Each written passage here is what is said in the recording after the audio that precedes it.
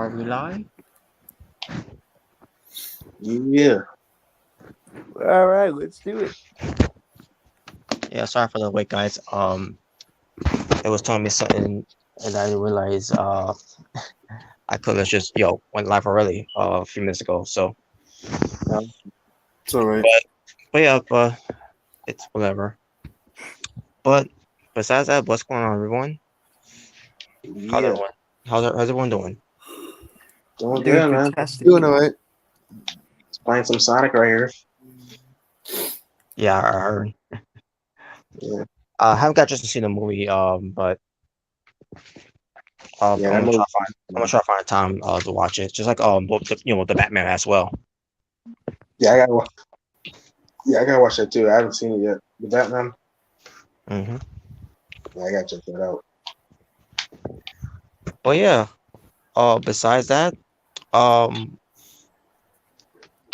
ladies and gentlemen, this ain't the Asylum show, but this is gonna be part of the Asylum show when Mrricanjay21, he has my permission to, when this goes up in the archive, to download this and put it on the Asylum. For this is Being the Asylum, episode 5.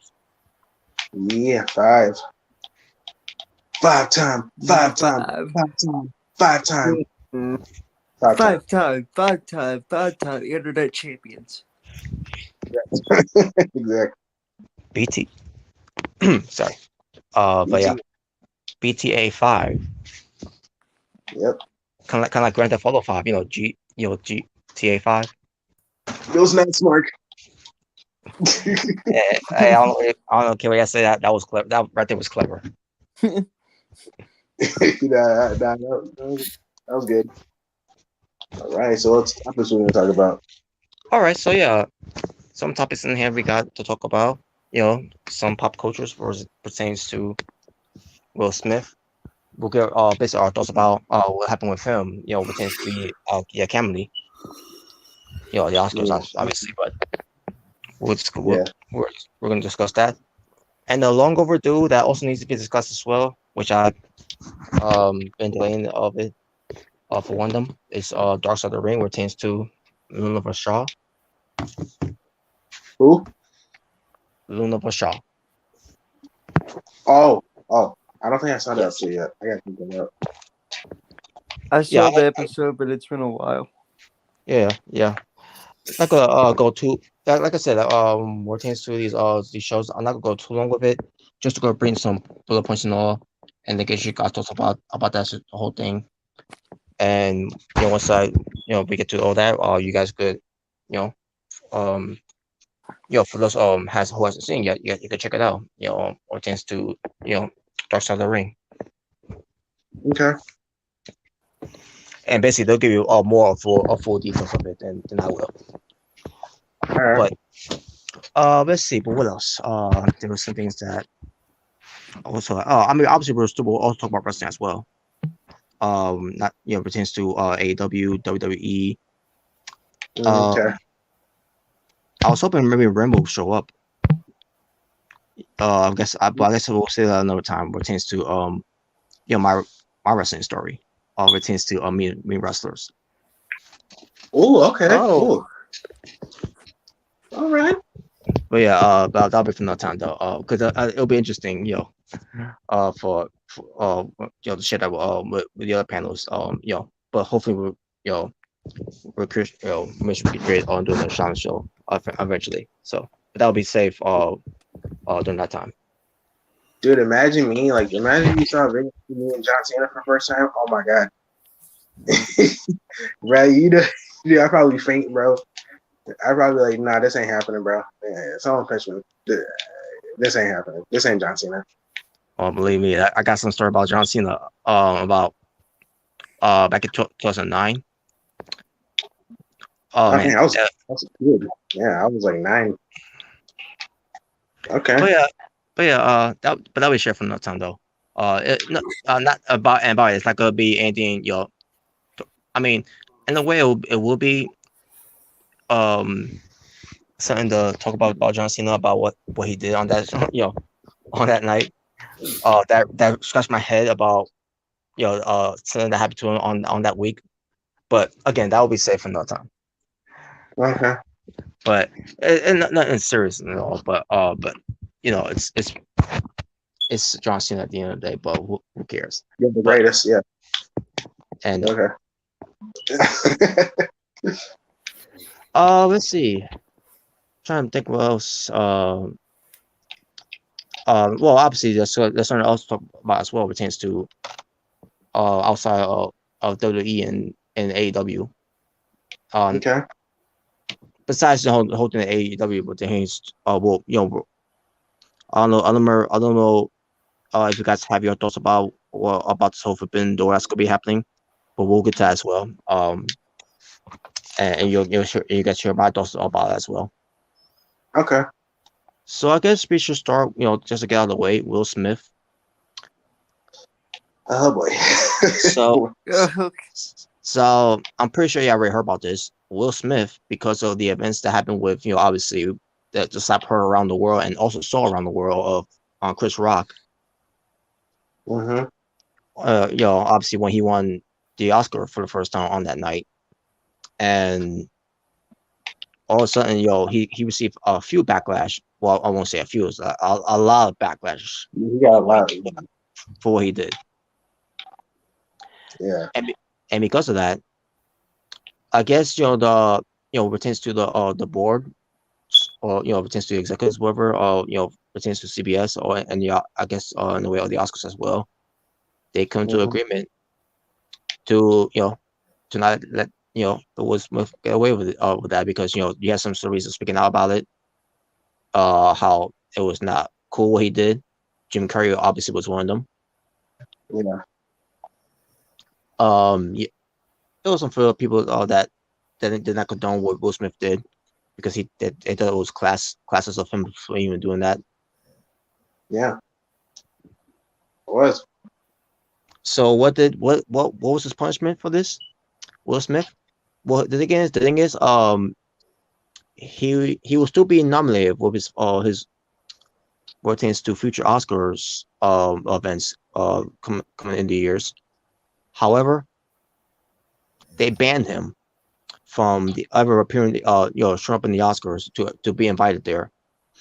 You know, and when I first heard about this one, like, to myself, okay, so I think myself maybe like 2-3 years tops still do it, or maybe they'll stretch out to 5 years, maybe. Nope. Banning him from there. Nope. When I heard the number that they banned him, I couldn't believe it. Before I reveal it though, I'm like, okay, I think that's a little too much there for what he did on that stage, you know. And then not just a slapping thing, but remember what he said too as well. You know, when he dropped the F-bomb, not once but twice. Yeah. But you gonna say something, Jalen? I was gonna give a hint. Like, the number is pretty perfect. If you get my drift. Oh yeah, I get it. NXT reps, by the way. Yeah. But yeah, when I heard about this, I said to myself, okay, I understand what they're doing here, but I think for giving Will Smith that much years to be banned from the Oscars is way over. Yeah, that's too much. Like, yeah, I don't know what words I forgot what word I used during that time when I heard about it. You know, I mean, there's a lot of words you can use, like ridiculous, outrage, you know, like absurd, yeah. Yeah. Like, yeah, I mean, it's basically the number that of years that he's gonna be banned. 10 years. Wow. A perfect 10. Yep. 10 years. So, I mean, listen. 28-32. Listen, I get it. Like, what Will Smith was really, like, unprofessional. It was, like, unnecessary. It didn't need to happen. Yeah. And I think, you know, him being banned for, like, at least 2 to 3 years would be enough. Yeah. 10 years is, like, that's going a little bit too far, bro. That's going a little bit far. Max I will go is like at least 5. At least. The maximum, at least. Yeah, but 10 years that's just overdoing it. I've never heard of of such things like that. Nah, I've never heard anyone getting banned for 10 years for a award show. Jesus. Yeah, that's a little bit too high. That's way too high. He's probably not even gonna want to go back there anymore. But the thing is, you would think that, but who knows what was still in his mind thinking, but he Yeah. came out and said that he agreed with the with the decisions and all that, and I'm like thinking to myself, like, it's fine that he agreed with that decision, but 10 years. Yeah, that's too long, man. That is way too long. Now again, that doesn't mean his movies will not be he's not gonna be nominated. What but the thing is, he'll be nominated, but he won't be at the shows, for those Yeah. nominations to be happening. So I guess like even if he did win, he'll probably get it like in his house. Like he'll probably be on screen saying thank you for this award or something like that. yeah, that's how it works. For most of Yeah. all those award shows. Yeah, pretty much if they can't make it, they'll just like get it probably in the mail or something, or they'll just make a video thanking fans. Whatever. Yeah. Exactly. Yeah. So yeah, I mean, obviously, yeah, it sucks what Will Smith did. Very unnecessary, and it's crazy because you would think that would probably get more heat on well, not heat, but like more like embarrassment for Chris Rock. But nah, this actually hurt. It hurt Will more than Chris Rock. Ironically, this hurt Will more than it hurt Chris. If you were on Chris' side, it was like, dude, you shouldn't have done that. But again, like 10 years, that's kind of too much. I would, like I said, at least like 3 or 5 years at most. That's what I would have done. But yeah. Now I don't know if you guys have anything else to say about this whole thing, but yeah, that's basically pretty much the gist of it. yeah. Well, all I can say is, well, as bad as it was, hey, you got people talking about the Oscars. Something that barely happens. And apparently, since this happened, Will Smith has been given auditions for other movie roles. I don't know what they could be, but I guess when chance to step in Chris Rock, I'm assuming it's gonna be like a fine movie, I guess, or comeback in a way. Well, I mean, he did play Muhammad Ali. So that he did. That was a good movie, by the way. Yes, yeah, I agree. Yeah. It's funny because I saw a meme. Like when the whole thing was going big. The Will slap Chris. Like, dude, I saw a meme where it said like the next year's host for the Oscars, and it's Mike Tyson.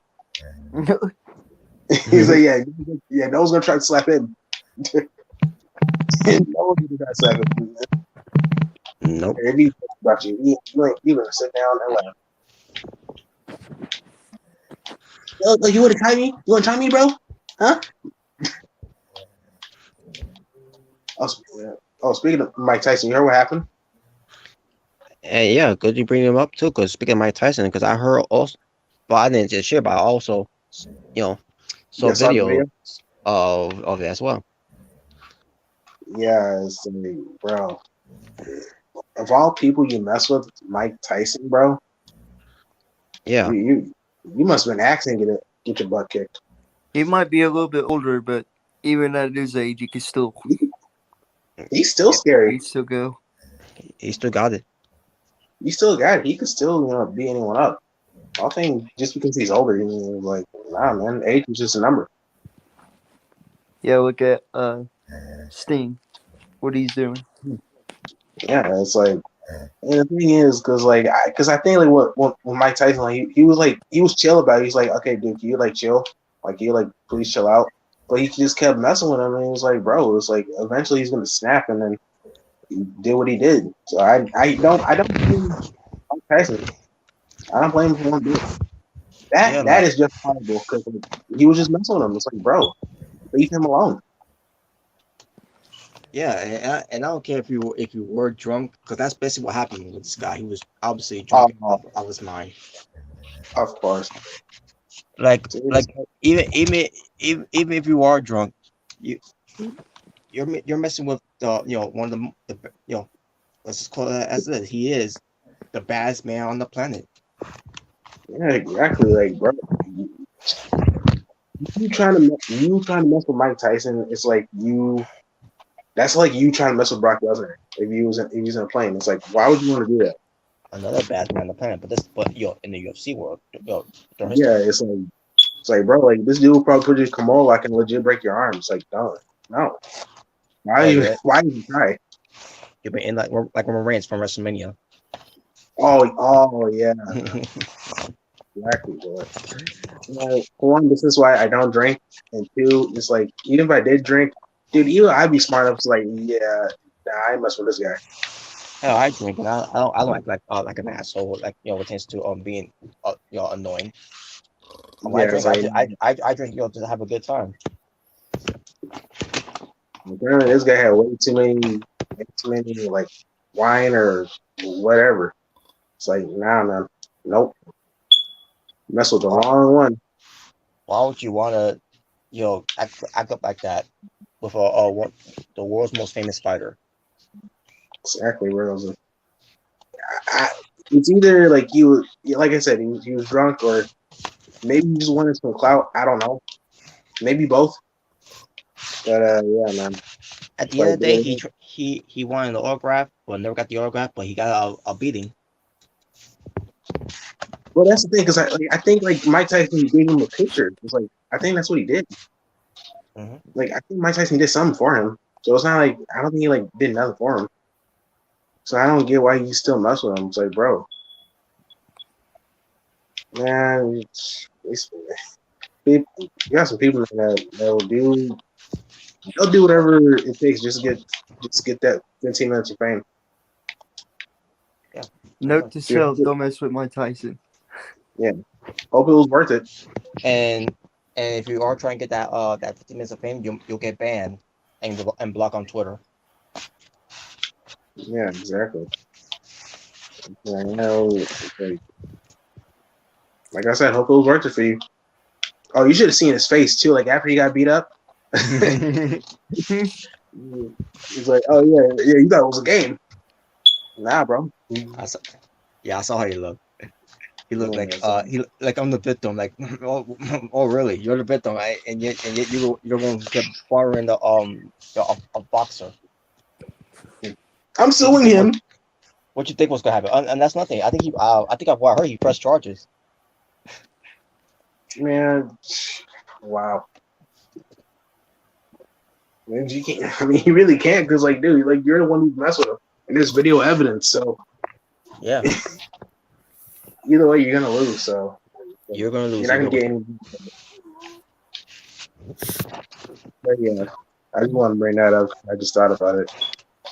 Well, yeah, it's basically the same thing. What Will Smith did to Chris Rock is basically what Mike Tyson is on doing right now with some ass. But the only thing that's different is that that guy yeah, it was justifiable. Yeah. And of all places, on an airplane. Yeah, it's like, bro, like really, bro. Of all places, you want to do that on an airplane? Come on, man. Have you not heard about the plane ride from hell? Exactly, bro. Oh man, but yeah, it's whatever though. Hopefully he learned his lesson. But judging how he was acting, with him being intoxicated like that, I doubt that he had learned his lesson. Yeah, I doubt it. All right, so what's your other question? Oh yeah, nothing I want to bring up too, by the way. I forgot to, this is also in the description. I'm gonna read you the results for this year's Kids Choice Awards. Oh, Kids Choice Awards? Yep. Right. Like Nickelodeon? For Nickelodeon. Dude, when I was a kid, I used to love the freaking Kids Choice Awards, bro. My favorite part was to see people get Slime. slimed. Mm-hmm. Yeah, dude, I remember when freaking Jack Black, Kevin James, freaking The Rock, the host, Will Smith in 2012. Um, Man, those were good times, man. I used to love the Kids Choice Awards. Fun fact, I don't know if you noticed, but CM Punk was actually in the Kids Choice Awards in Australia.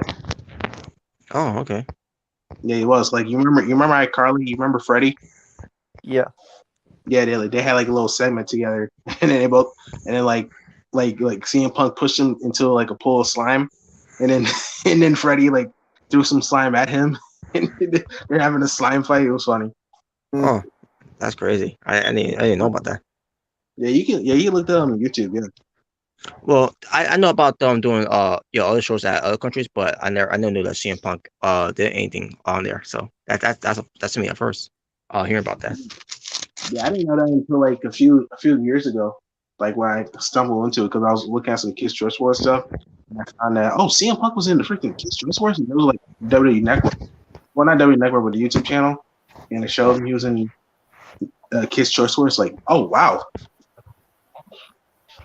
yeah, I would love to be in Kids Choice Wars just to get slammed, man. I don't care. Oh yeah, hell yeah. All right, so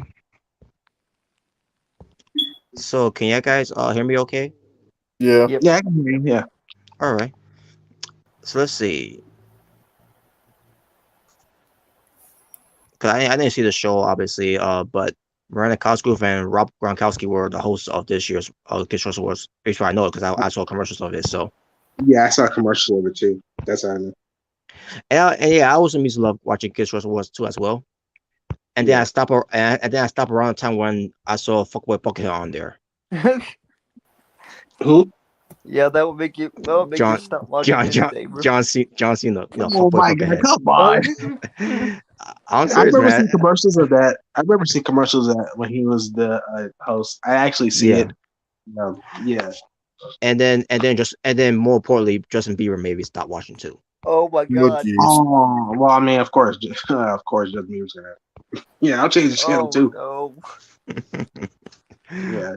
But okay, so there's something about favorite video game that won. Minecraft beat Brookhaven. Don't know what that is. Just Dance 2022 and They Mario still make it. Party. I guess so. And Mario Party Superstars. I don't even know that Mario still does Mario parties. Yeah, they still do that. I've seen commercials and ads for it. Yeah, but I'm not surprised about Minecraft. Minecraft's really popular. So. Yeah, it is. Yeah. I mean, I'm really surprised they beat Mario. Oh yeah, definitely. Yeah, because Mario's an icon, but I'm hey, surprised. I'm surprised Just Dance didn't win. In fact, let me see what Just Dance has for 2022. yeah, because I didn't even know they still make games. Just Dance. Yeah. All right. Okay. I see some songs here that, like, okay, there's Lady Gaga's Judas, or then Chris Jericho's Judas. Beat you up. Last Friday night, Katy Perry. Right. Does she still make songs? I haven't heard Katy Perry in a minute. I think so. I think she stopped for a bit. Yeah, because I was just recently listening to California Girls. I love that song. That's a childhood song. Back in 2010. Mm-hmm. Yeah, that was my back childhood when I song. was a sophomore. Well, really? Save Your Tears remix is on there too, and yeah. Oh, Save Your Tears, bro. Yes. Yeah, well, Ariana Grande and Weekend. Wow. Yeah. I can't believe that's on there, and they didn't even win. Oh, well. Come on. Oh well, it's whatever. But yeah, Minecraft won video game. Minecraft. My brothers like Minecraft. My cousins love playing this. I can't believe that. I can't believe Minecraft is still around. Mm-hmm. I never played Minecraft, but yeah. I played it like a little bit, like with my cousin, like when it first came out, like when it was really popping. It's cool. I'm just not Yes. like big on it. Yeah. Yeah, it's cool. It's a cool thing, yo. Yeah. All right, so someone something about male, favorite male creator. Um, there's someone named Mr. Beast who won. Doesn't Yeah. surprise me. Yeah. I heard of him. Okay. Basically he beat Austin Creed, Ninja, Ryan's World, Spencer. Wait a minute. Xavier Woods was there, like nominated. Wait, what is that him? Yeah, Austin Creed. That's his real name, right? Oh wait a minute, yeah, it is. Yeah, because he does up, up, down, down. Xavier Woods? I didn't know Austin was his first name. Yeah, that's his first name, Austin Creed. Yeah. All right. But yeah, he was there. Wow, he was nominated. Wow. hmm Well, I'll get to also was nominated too, which I'll get to. From Okay. WWE as well. Ooh, okay. But yeah, so also be someone like unspeakable as well. Favorite female creator is Charlie Demar Demorlia. I actually don't know this person. Yeah, I don't know either. And to be honest with you, I don't think I know anyone on here either. Like Agnes Ray, Emma Chamberlain, I think. Kids Dino Show, Lexi Rivera, and Miranda Songs. I don't know. But next is about sports. Favorite male sports star. Tom Brady wins. Yes. Of course he does.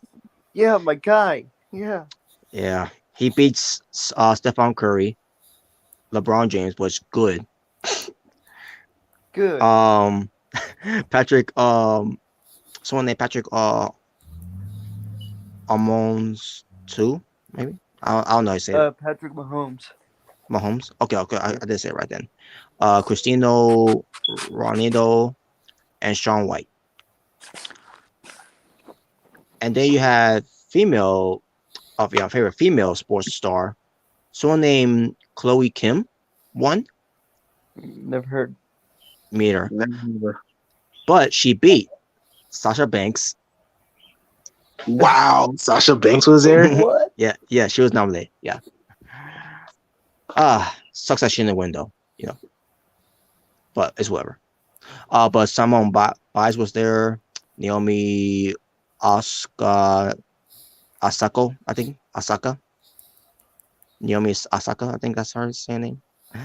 Candace Parker and Serena Williams. I'm surprised Serena Williams didn't win either. Be on that list. But okay. Favorite Globe music star. Adele from the UK. She's great, by the way. And also seeing how she looks right now, because she was chubby at first when she first started. Also, we see her now, and she looks thin and she looks amazing. But yeah, but she won and she beat BTS from Asia, uh Camilo from Latin American, uh And Oliveira. BTS is a boy band, right? Yes, yes. Okay. The um Olivia Rodrigo from North America, Rosalia from Europe, Tim's from Africa, and Tones and I from Australia. Now two out of them, I don't know much of them, but BTS I do know, and Adele I do know. So Yeah, I know BTS. Yeah, they made a song, "Permission to Dance." I like that song. hell yeah. Favorite music compilation. Someone named the Kid Lareo and Justin Bieber. No. You see, this is what I'm talking about. But they were there's a song called "Stay" and they won. Boo. And you know who they beat? Justin, You know who they beat? The Weeknd. who did he beat? I'm about to read right now. Maroon 5 featuring Megan Thee Stallion. You gotta be kidding me. Doja Cat. You also someone named Salty. I think that's how you pronounce it. Salty. I don't know. It's just weird how they spell these artists' names now, but it's just how it's spelled. W-A. I mean W. There's W in there, but I spelled it wrong. Saweetie. Sweeter. Swatter. What, I don't know how you pronounce it. Whatever. What's with these names, man? You got some Nowadays. weird names. But that's the person singing, and it featured Doja Cat. Marshmallow and the Jonah Brothers. Oh, the Jonah Brothers still make songs? What? Yep. Yeah, I know you know. But they're back together now. Wow. Yeah, they're back together now. Dude, I remember when they had a Disney show, bro. Is better than Maroon 5. No.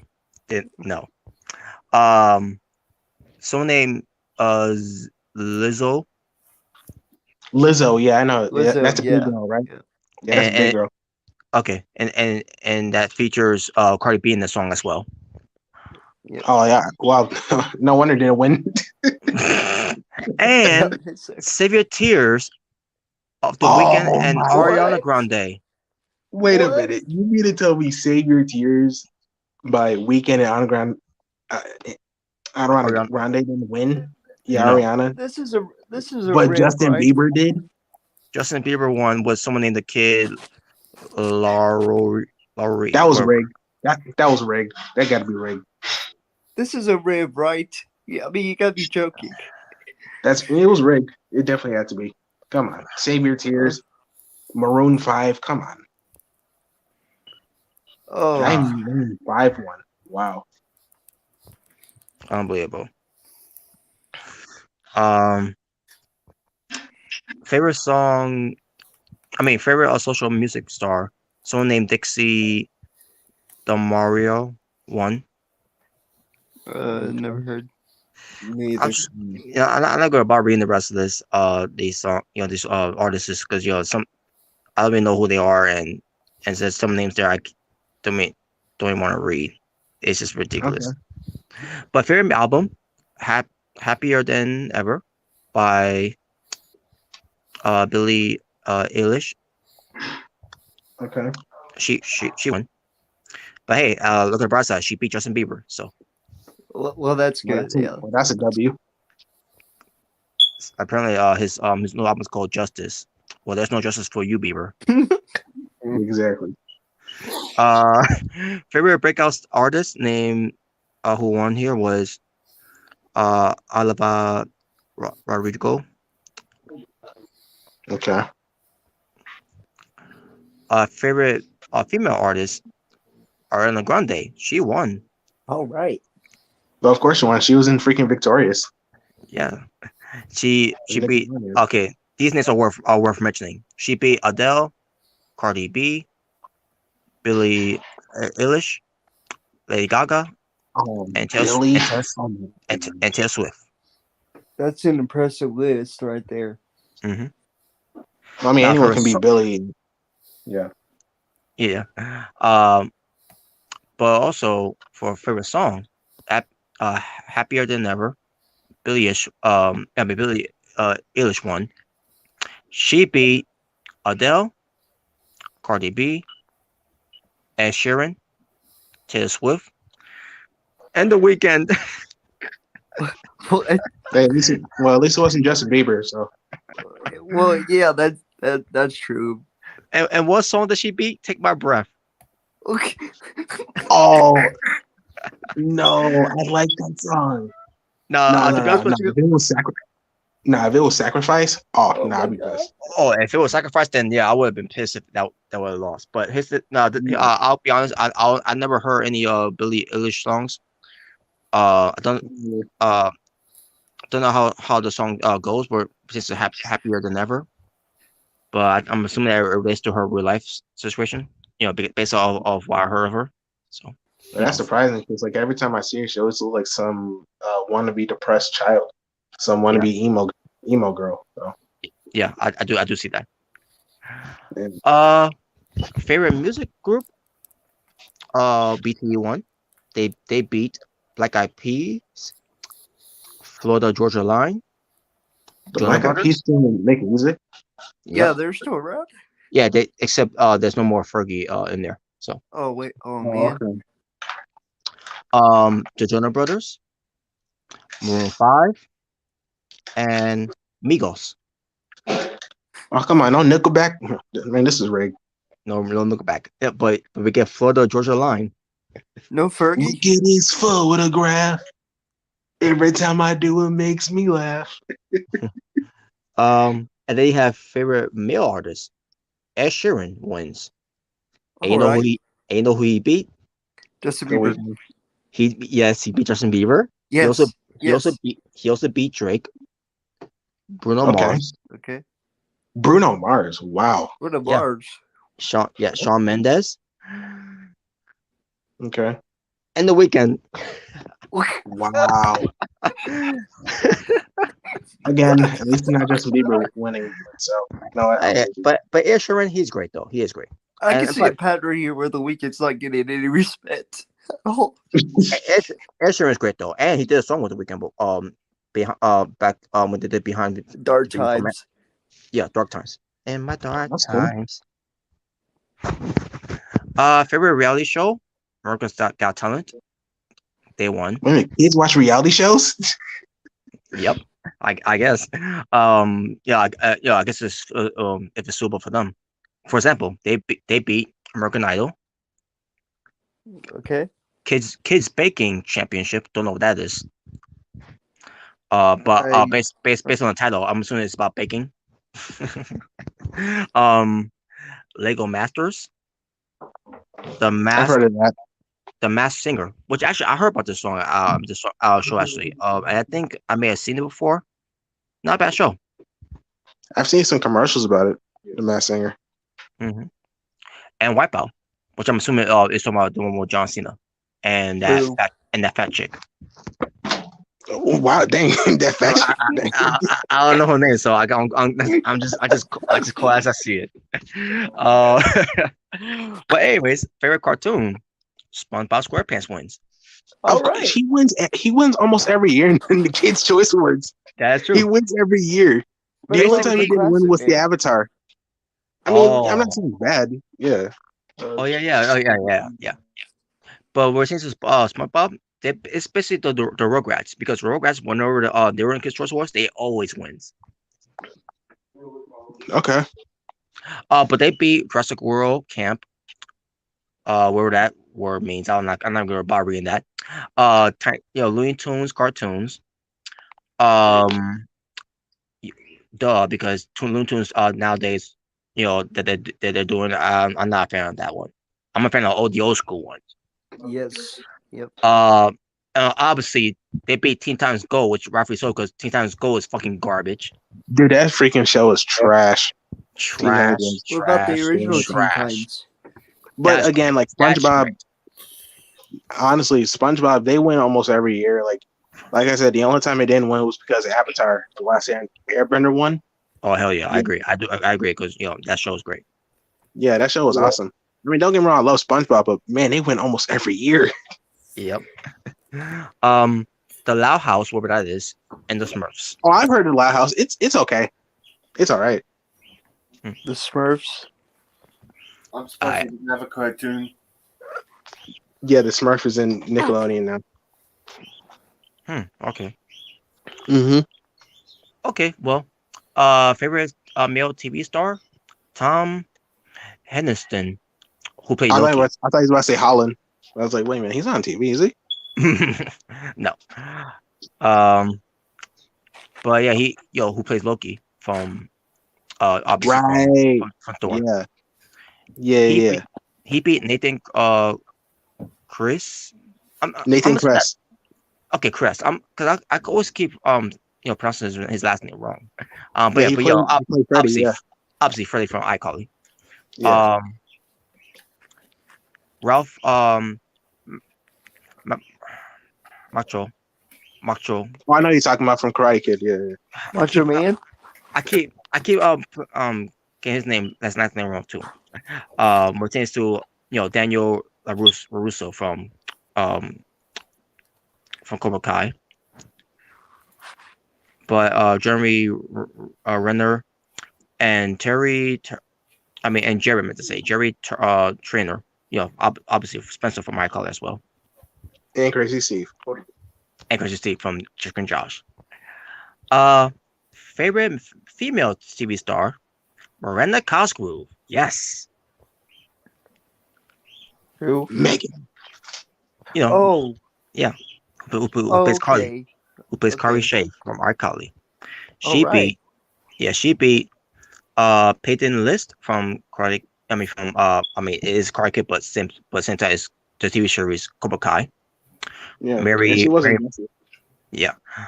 Mary Mouser, Elizabeth Olsen, Yeah, Scarlet Witch. Yara Shahidi from Blackish. I never watched the show. I don't even know who that is. So, and Haley Steinsfield. Right. Okay, congratulations, Carly. Favorite female TV star. Let's see. Pertains to for the kids. Oliver Rodrigo, who was I guess Nini from High School the Musical, the series, whatever. I don't watch the show, so I wouldn't know. But that's whatever. But favorite favorite family TV show, I should say. iCarly won. Of course. All right. They beat Cobra Kai, The Flash, Loki, WandaVision, and Young Shelton. Yeah, Loki and WandaVision That's a was the nice best thing. I one. lost. Now, I haven't kept up to iCarly, chance to don't be on the Wild Sam, obviously. But being Cobra Kai, I wouldn't go that. But then again, it's on Netflix. But I guess they're counting TV. But I don't know. Who knows what it? Whatever. But hey, it's whatever. But iCarly is a great show though. iCarly is a great show though. Yeah. Favorite kids TV show? High School Musical, the series. They still make High School Musical, bro. I never Yeah. could. I never could get Never into liked that. I I- never liked that series, to be honest. I never watched it. They beat Are You Afraid of the Dark? Okay. They brought that back. I didn't know they brought it back. Oh wow. That must be in Paramount or something. Probably. That's probably what it was. But yeah, Danger Force, where that is Raven's home. Basically from That's So Raven. Yeah, I remember. That girl Lele and the Babysitter Club. Never heard of that. Yeah. I'm I've heard of still that going girl on the Raven. musical too, and thinking the fact that they brought back freaking Raven, I was happy about that. But, Yeah, it's pretty much Raven being a mom nowadays. Yep. Yeah, but I have to hop off. I'll see you guys later. All right, have a CJ, good man. night. Thanks for See you. coming by. All right, you take care, man. What show you say won again? Yeah, High School Musical, the series. That's basically what it's entitled. Okay. Ridiculous. But hey, I guess it's whatever, right? Joshua Bassett, who won for favorite male TV star for the kids, who's basically from High School Musical, the series, a long freaking title for a show, by the way. Okay. Who Whatever. you beat? I just gonna skip the names because I'm not gonna. That's gonna take too long. Oh, you don't know them?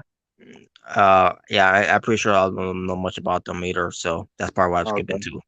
But favorite voice for an anime movie, Scarlett Johansson from Sing 2. Okay. She beat let's see, someone named Aquafine from the SpongeBob SquarePants movie. Someone, I guess she goes by Sisu. I don't know, but also she beat Tom Kenny, obviously, who plays SpongeBob. Keanu Reeves from who plays Sage from SpongeBob. Okay. Charlie's Theron who played um Moder Monoric Adams from the Addams Family 2, and Okay. Reese Witherspoon from Sing 2, who played Oh, Rosita. Hmm.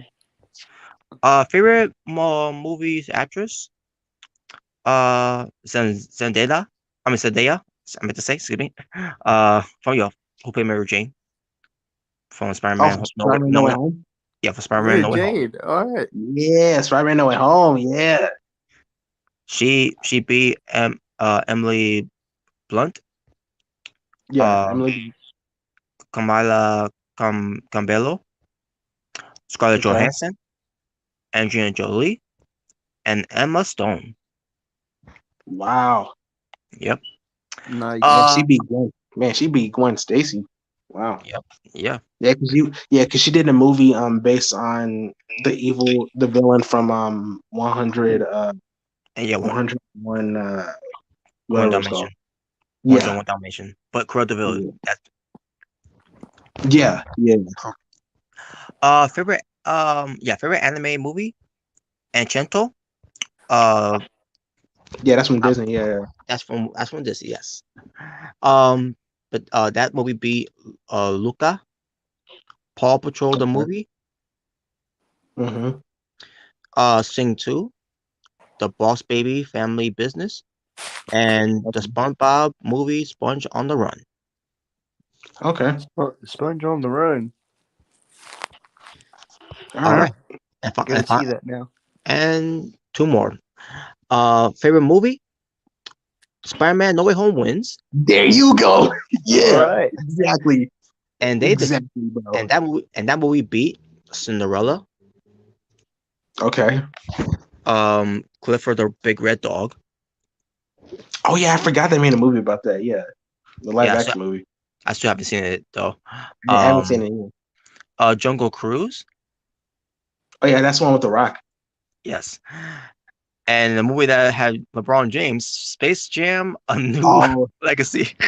Well, that right there you already know what deserves Spider-Man No Way lose. Home that was gonna win. Come on, Spider-Man No Way Home was gonna win. Space Jam 2 deserves lose because Yes, it's not it's not the same as the original. I'm sorry, there's and no way. and on top of that, it's LeBron James. Yeah, They should have Steph Curry. Oh my God, hell you could, but uh, LeBron James. Anyways, but also defeated Tom and Jerry the movie. I don't think I ever seen that. Yeah, I heard it came out, but I never seen it yet. Um, and favorite movie actor, Tom Holland wins from Spider-Man No Way Home. Of And course, guess of what? course, it was gonna win. It's Spider-Man No Way Home. And guess who he beat? Who you beat? LeBron James. Oh my God, you're gonna love this. He beat John Cena from Fast Five. Okay. I mean Fast Yes. Nine. Excuse me, it's Fast Nine. Excuse me. You know what? I'll Yes. take that. I'll take it. I'll take it. Yes. He I'll also take it. beat he also beat Vin Diesel from Fast Nine. Wow. Okay. He beat LeBron James of Space Jam: New Legacy. Yes. Do we even consider him an actor though? No. No. He also beat Dwayne Johnson. All right. Not just Okay. not just because he was in Jungle Cruise, but also in Red Notice. Oh yeah, that's the one with that's the Ryan one with Reynolds. Wonder Woman and Ryan Reynolds. Yeah. And speaking of which, he beat Ryan Reynolds too. Wow. But then again, like it was Spider-Man No Way Home. Come on, of course I was gonna win. Spider-Man No Way Home was the biggest. That was the most anticipated movie of the year. Mhm. So yeah, of course he's gonna win. And Plus, he congratulations. didn't come away with anything, so that's what all that matters. Wow. And ladies, and yeah, and that was your Kids Choice Awards of 2022. All right. Not bad. Not bad. Sounds decent. Yeah. Yeah. Did you see any sliming of any sort or? No. I didn't see the show. What? I didn't see the show. I just read the results. And I'm found here to out, find and basically just found out who won. Just like you guys did. But other I'm than that, checking. other than that, I don't watch the show. So But that sounds decent. That's a decent, good some good winners, other than Justin Bieber. But yeah. yeah, and I don't know who even showed up. To be honest, on the show. Justin Bieber over Maroon 5. Unbelievable. But yeah, that was Kids Choice Awards. Now we move on to the next thing, and let's see. I guess we could talk about a little bit about WWE right now. All right. Okay.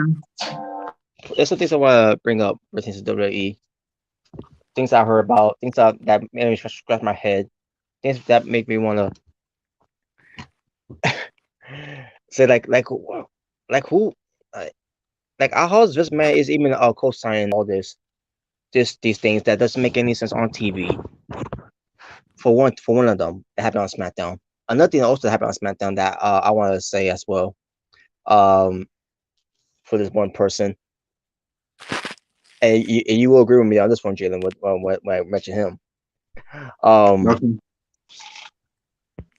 But let's see. Who else do I want to bring up from attention to WWE right now? Because one is going to involve from the women's division on SmackDown. The other one is going to involve with one male wrestler for the mid card. Okay. And then I think also pertains to, I guess we can start right now with Edge and Damian Priest. Okay. So Damian Priest had, of what I heard, I think he had a match with AJ Styles a week ago. Yeah, he did.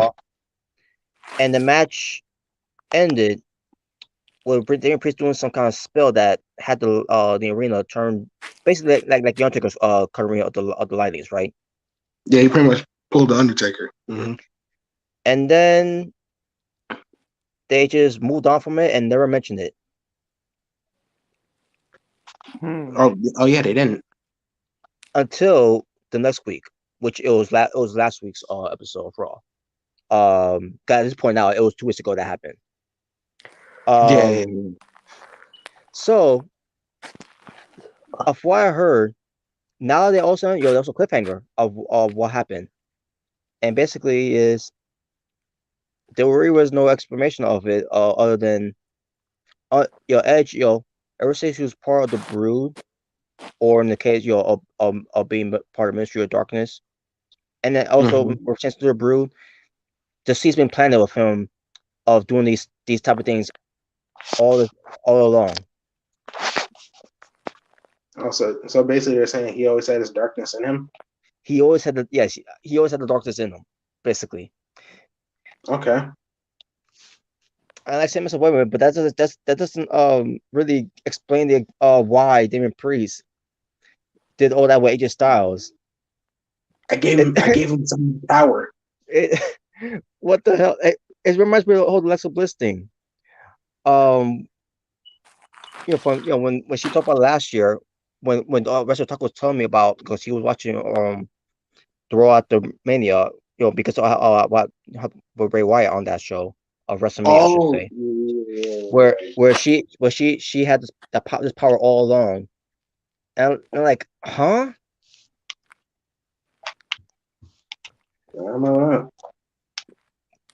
I got the power. Oh God, I guess. Now I don't know where they're going with this whole thing with Edge and Damian Priest. I mean, obviously I think they try to have Edge as the new Undertaker moving forward. Yeah, that's pretty much what it is. To basically form their own, his own Brew Ministry, whatever it's called. If they start bringing in more of to build the stables, because I hear something about Rhea Ripley's going to join. Yeah, because she recently turned on. Liv Morgan. Yeah. Yeah. Because apparently, everyone turns on Liv Morgan more since to their teamwork's not working out. Yep. It's always Liv's fault. Yeah, it's Liv's fault. She's a problem. But don't worry, she'll be cut pretty soon. I hope not. I mean, it would suck though if that ends up happening. Yeah. But yeah, because I have been seeing their promos, and obviously, Edge is a great promo, and because I saw that promo last week, with Damian and Edge, and it was pretty much backstage, and talking about why they turn heel, and I've been noticing that Edge says Judgment Day a lot, so hey, if that means they'll bring back the Judgment Day pay-per-view, I wouldn't mind. I think that'd be cool. Bring back Judgment Day. But well, who knows? Yeah. Well, I mean, this Sunday also want to bring up too. Some silliness I heard they did on Raw as well, and it involved another wrestling wedding segment. Oh yeah, that was the one with R-Truth and basically, yeah, he was basically was gonna have Reggie and Dana Brooke get married, I guess. Yeah. Another wrestling wedding segment. It never goes well. No, and Tamina and Akira Tozawa were getting married too. Like, so first it's Santino, now it's Akira. Wow. Like, what is going on? And on top of that, when it pertains to who was there, you have Sasha Banks involved in this garbage. Yeah, Sasha Banks was there. Yeah. And I know people are gonna say, "Oh, because they're Team Bad." I don't give a fuck about that shit, man. Yes, they were in Team Bad. I know they were in Team Bad, but you do not you don't put someone like Sasha Banks in that shit. Oh, man, I died. Naomi is whatever, because we always know how they treat Naomi with these type of things. But leave Sasha Banks out of this garbage. Dude, I'm surprised freaking Tamina's still employed out of everyone that's got released. Yeah, I mean, they freaking released Nia Jax over freaking Tamina. That says something. Yeah, I don't know. Maybe I don't know either. I don't get it. To me, I feel like it's one of those things where of what her dad did. Basically, it's I don't know. Maybe the dad, this son, may said something to Vince or whatever. Don't have her career, be sabotaged or ruined, and be tarnished because of obviously what he did. Yeah, I mean, I get it. I don't know. Maybe I don't know because again, he always tried to he always got away with killing his girlfriend during that time, and never got committed. That is true. But again, just like I don't see nothing for Tamina. Right. But that's just one of the things that I always think of. But at the same time, like to me, she's not bad. Yeah, she's not the greatest thing to see in the ring. But she could. It's not even in the ring. She's just like kind of boring like that. She's just like there's nothing other than Unity. Yeah, it's like nothing. It's like I don't remember a promo. I don't remember a match. Like nothing. And on top of that, on top of that, she doesn't do spots. Like the other woman does. Yeah, it's just like she's just there, bro. It's like she's just there. There you go. Yeah. That's why I always wonder why is she even here. But whatever. At this point, she's collecting a paycheck. I guess. But yeah, there you go. Also they teased a hot lesbian action between Dana Brooke and Tamina. Okay. I think they did that. I think that's that's what they try to do it with, and then they did 24/7 bullshit that they did. Yeah, of course they're gonna do that. Yeah, someone's gonna pin someone. Yeah, and you should have known that was gonna happen. I mean, remember? I don't know if you remember because like Drake Maverick, aka Roger. I mean, Rockstar Spud. Like he had a wedding with his wife, and then R-Truth was there. Yes. And he pinned them. That was actually funny though. Like when I saw it, that was actually funny. That was funny. Yeah, but yeah. This was. I didn't even watch it. I just knew what happened. Yeah, I was looking forward to what Cody Rhodes was doing that night. Did he have a match? Yeah, he had a match with Kevin Owens. Yeah, after he won the match, because he won by countout because like Seth Rollins like told Kevin Owens like get your fat ass back there. And he's like, whoa, and then like he just left because he's like, wow. Yeah, and I think he won by countout, and then Cody Rhodes like he was upset, but then he was celebrating like trying to get the fans hyped up, and then Seth Rollins like pushes him off the turnbuckle, and that's how the show ended. Oh, it's also the main event. Okay. Yeah, that was the main event of the night. Yeah, it was a good match. Well, at least wasn't. Go ahead. At least wasn't the wedding. No, it wasn't going to be the wedding. 24. Nah. But yeah, they're still setting up Rollins versus Rhodes, which I'm all for it. Like, I love the WrestleMania match, so I'm fine with them still feuding. Mm-hmm. Yeah, so they're gonna have a match at Backlash, so I can't wait to see that. WrestleMania Backlash. Yeah, the mania's not over yet. Oh, jeez, but but then when we touch SmackDown, have you heard what Ricochet said? No, what did Ricochet say? I didn't hear what he said. Apparently, we're tasting him being the current champion. And let me first say this: how do you guys feel about his run right now as the current champion? I keep forgetting that he's champion until you say it. That's how much I feel about it. I keep forgetting he's champion. Well, apparently, Ricochet says that he wants to go down in history of being one of the greatest in the current champions. What? Dude, I don't even remember you being the champion. Well, I have a perfect sound effect for that answer. What? Okay.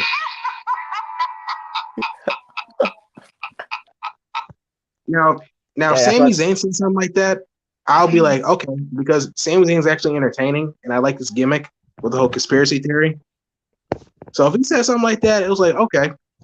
But Ricochet is like, bruh, it's like, I don't even remember. Dude, all I remember is that you got a fluke in from Sami Zayn because freaking Johnny Knoxville distracted him. Yeah. That's all I remember. That doesn't make you going to be one of the greatest in the card champions. You'd be lucky to be surpassed as the greatest in the card champion like Donkey Kong Man ever was. I don't even know who Ricochet is or even watch the company anymore. And yeah, I find that he's a way better champion. I find that hilarious. Santino Marella had a memorable in the current champion run than Ricochet right now. Yes, exactly. Like in his first match, he actually won a championship.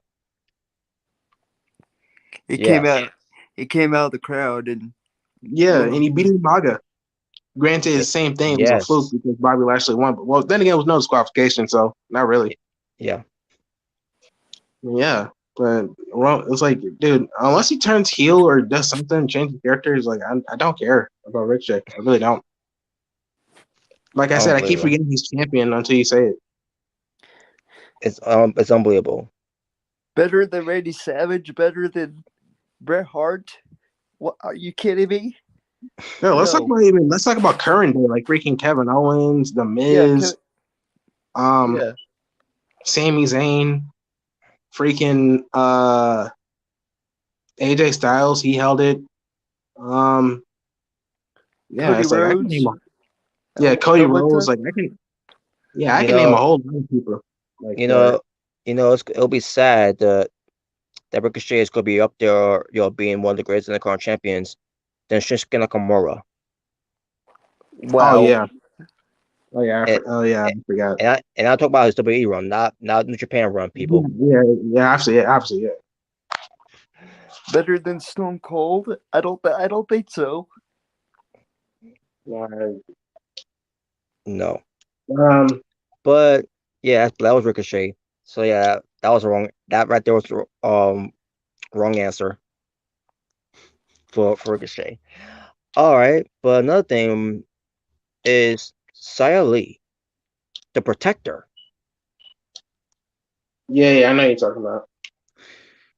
So I heard, when she came to the main roster, that was her gimmick, that she's gonna be the Protector, to protect, So she can be a superhero. Yeah, basically, to be a comic book superhero type of gimmick. Only for her to have, yeah. Go ahead. Yeah, I was gonna say like one thing, like at least it wasn't like corny looking, like Nikki Ashley. Like, obviously, Nikki Ashley supposed to be a joke, but at least with like Xia Li, like you could kind of take her seriously. The way like she present herself. Yes. Yeah. But continue though. What she say? But before I do, I get to what she said. But yeah, with her coming in, protecting, Aaliyah from Natalia at one point, and then and then protecting whoever else that was also in trouble on SmackDown, because she's the protector. She's there to protect. To say the day. She had like about what, maybe of what I heard, 2, maybe 3 top matches on TV, and then she was gone, and then she returned, and then she, I don't know where it said she's not gonna protect anyone anymore. The only person she's gonna protect is herself, and that was it. So she turned heel. So basically, she turned heel.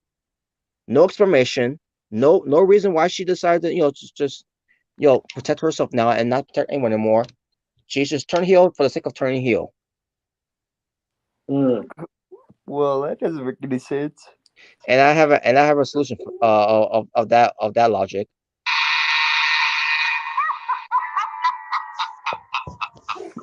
It's a fucking joke, man. What the? Yeah, pretty much. You know what? I shouldn't be surprised at this.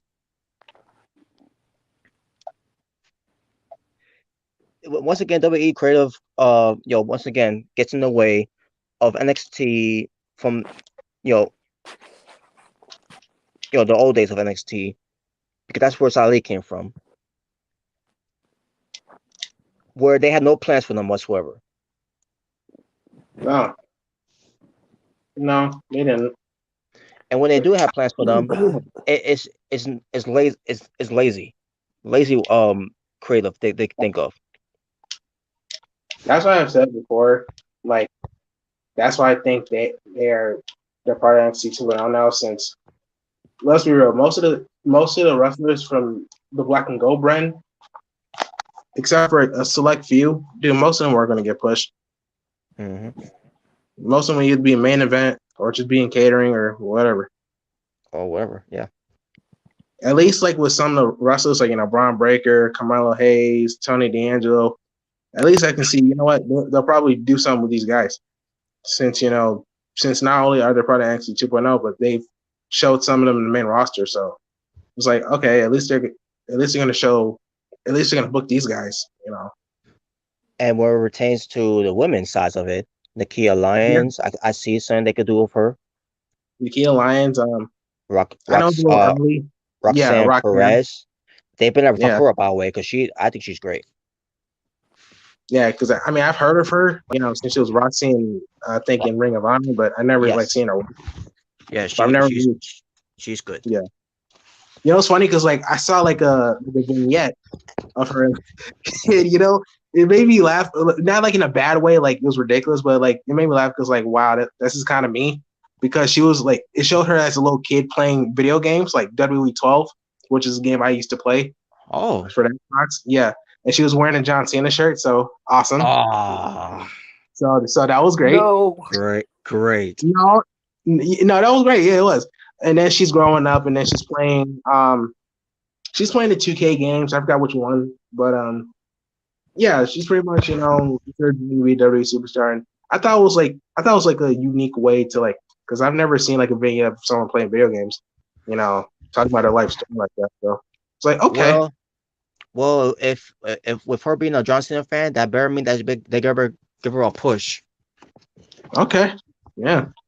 And she was okay. And she's she cute too. If she bought, yeah, she is, and she's Puerto Rican, and with her buying that John Cena T-shirt, that means she better be something in WWE because she's good. Oh, who's your favorite wrestler?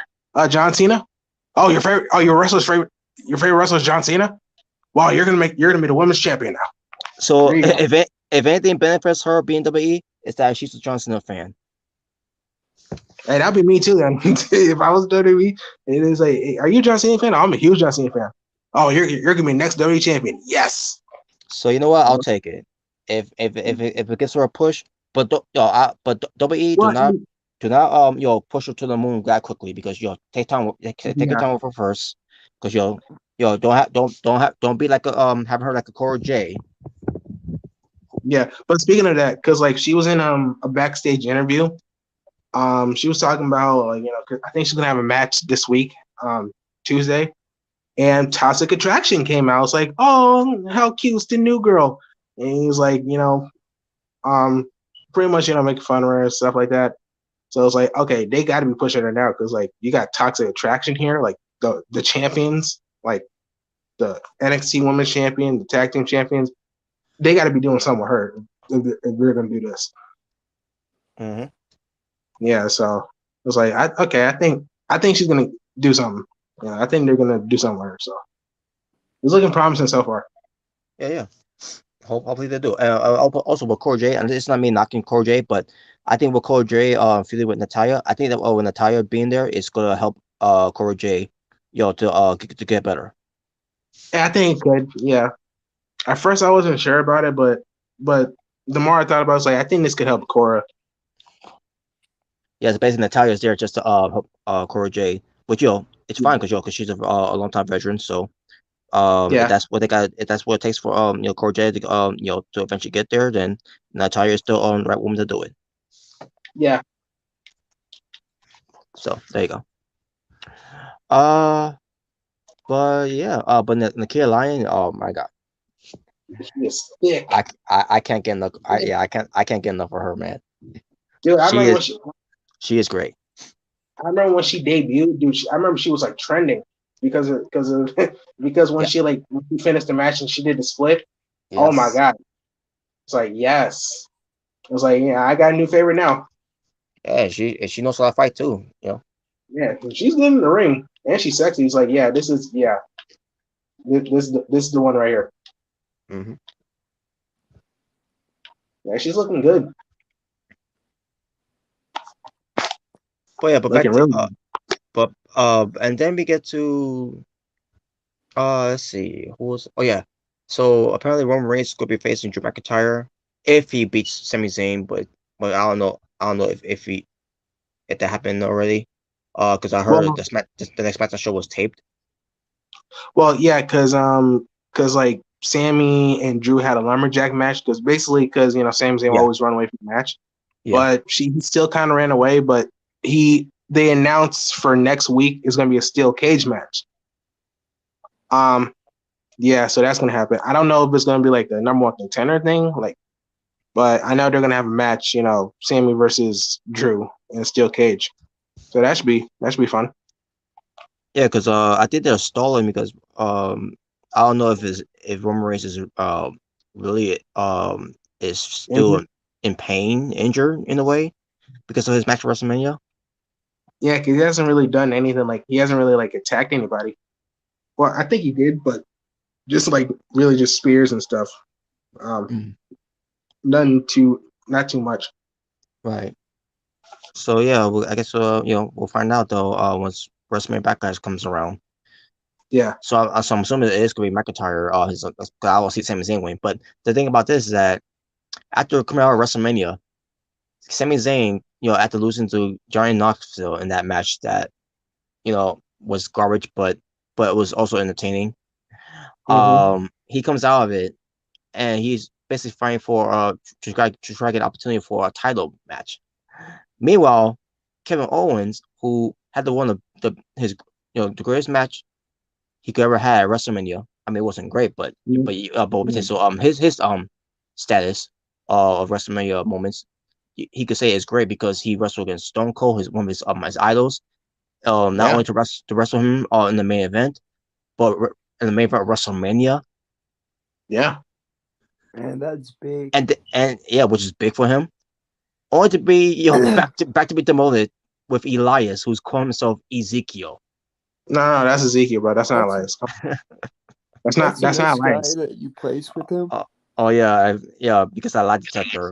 Yeah, that's ridiculous. Yeah, didn't you see his picture? Like it was clearly it's Elias and Ezekiel. God dang it. And that looks stupid too. But you know what? I want to say this because I think I said this before. Chad Gables is really underrated. He is legit funny. He is so funny. Yeah, yes, he is. Thank you. Just the way he says it, man. The way he says it, and like shush, like dude, he is hilarious, bro. He is funny. Oh man. Oh man, he found it. He found it. Yeah, he did. Yeah. I mean, it took him a long time, to actually do something with it, other than wasting him being Troy G. Yeah. Hey, at least he found something, and it's working. Yeah, he did. So okay, yeah, what else talk about? And one more thing about WWE is, I guess they're gonna be unifying the SmackDown and Raw tag team titles now. Yeah, because RK Bro and the Usos, they're gonna have a match at Backlash. Yeah, so it's gonna be title for title. It's gonna be a unification match. Yeah, that's what we're gonna do. Because I remember, like, I saw a promo like the SmackDown after WrestleMania, and pretty much Roman Reigns is like, I got all the titles, but what about the Usos? Like something like that. It's like y'all should get the Raw tag team titles. It was like, okay. I think they will. I think they will. Yeah, they're obviously winning. Yeah, and I think this would be good for the tag team because like there's not really like a lot of tag teams in each division, so I think it's good to unify them. Obviously. But actually, there's one more thing about WWE, but yeah, we'll see how that turns out though. With RK Bro versus the Usos. But the other thing that is, this is it this time, with WWE, is not Natalia, Drew Gulak, meant to say. Drew Gulak, being involved with the whole thing with Charlotte Flair and Ronda Rousey. Oh, don't remind me. What the hell? Like this, if this is not any way to telegraph that they're going to be killing him once they do the budget cuts, I don't know what it is, because after Drew Gulak tapped out to Charlotte Flair after the interview from 2 weeks ago, and Ronda, and then a week later by Ronda Rousey during the contract signing with Charlotte Flair botched a spot to get the candlestick on the table. Yeah, it's not even like that. It's like, wow, we're really having these women beat up these dudes, bro. That's what we're doing. Drew Gulak, one of the best submission specialists ever in pro wrestling, is being tapped out by Ronda Rousey and Charlotte Flair. It's like, wow, we're really having these women beat up the man. It's like, wow. And why? Imagine it was the other way around. Just imagine. Yeah. And why? To build up their match for WrestleMania Backlash in the I Quit match. What? They can at least do it to some other woman. Like they can at least do it to like I don't know, freaking Carmella, Tamina, something like they had to do on a guy. This is This generation, man. This generation. This is What? terrible booking. Terrible. It's not only terrible booking, it's just like, wow, we're really gonna make the men look weak on this. Like, come on. And of all people, Drew Gulak. This generation, man. I'm gonna say if it was the other way around, oh my god, he should be canceled. He hit a lady. Man. That's ridiculous. Man, this is why I miss the actor, man. Well, yeah, but that's basically it. Now, does anyone care about this match at all? No. No, Not really. Not gonna maybe go back to watching the company. That's for sure. I mean, I don't even really watch the women's division in terms of like Raw and SmackDown. It's never don't make me want to watch it. NXT though, it's perfect in terms of women. Perfect. Oh, for women's, I do agree with that, by the way. Even though I watch women, but pertains to the women's, yeah, I agree. Yeah, sexy and enjoyable. Yep, best of both worlds. But dang it. Now, as far as Charlotte Flair, pertains to her retaining, ain't gonna happen. I see Ronda Rousey winning. Yeah, Ronda Rousey's gonna win because I really don't want to see another match with her. Even though I don't agree with her winning, but I think she's winning. Yeah, I don't imagine seeing Ronda Rousey saying I quit. I just don't see it. No, she'll bitch about it, like, oh, I don't want to quit, because she's a former UFC fighter. Remember? Oh my god, they made me quit. Oh my god. Yeah, she'll probably think about killing herself. She'll think about killing herself. Oh god.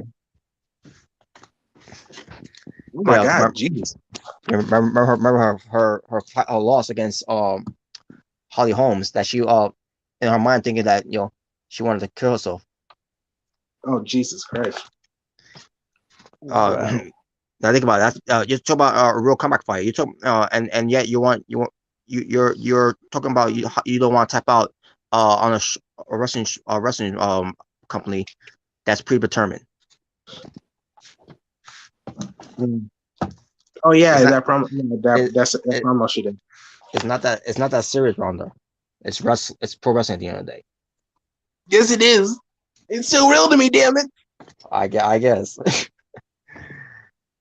Oh man, you can't win with those people. But I digress. But yeah, there you go. That's basically what just with WWE. Okay. Before we get to AEW, we're to the Forbidden Door thing. There was one thing I want to bring up. Braun Strowman. Okay. Or Titan, or Adam Shear. Okay. But I'm sticking with Blanche Shipman. Okay. Now, about this whole Control Your Narrative company that he's co-founder of it, along with EC3. Mm-hmm. Apparently, there was something that was said on AEW side of Tony Khan. What for AEW stars to not have anything to do with the company that Braun Strowman is in, Blanche Shipman. And I don't blame them. I'm pretty sure they feel the same. I'm pretty sure they feel the same way too. That what Tony Khan said there, because people don't forget about what he said back in 2020 when the whole pandemic happened, the whole lockdown happened, with everything in the promotions were being closed down, out of work. I thought he was going to talk about when they said like no flips and kicks or no super kicks or whatever. Oh, besides that too, no, but but I mean that's whatever. But I'll talk about personal things. That was brought up. Okay. And people don't forget also where it tends to talking about how WWE is the place to be, even though the same company that he pulled over got rid of him. So what does that say? Blanche Shipman.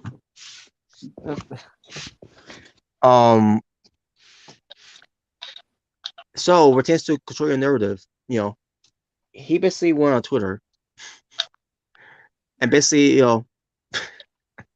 with no brains whatsoever, Well, what happened? basically saying, he's blackballing AEW, starts to come to, pertains to having any involvement of controlling narrative, and basically blackballing them. And I can't remember how it was, but basically I think he meant to say the other way around, but we'll just ignore we'll forget I'll forget that. But the point is, he's basically calling out the company for doing that.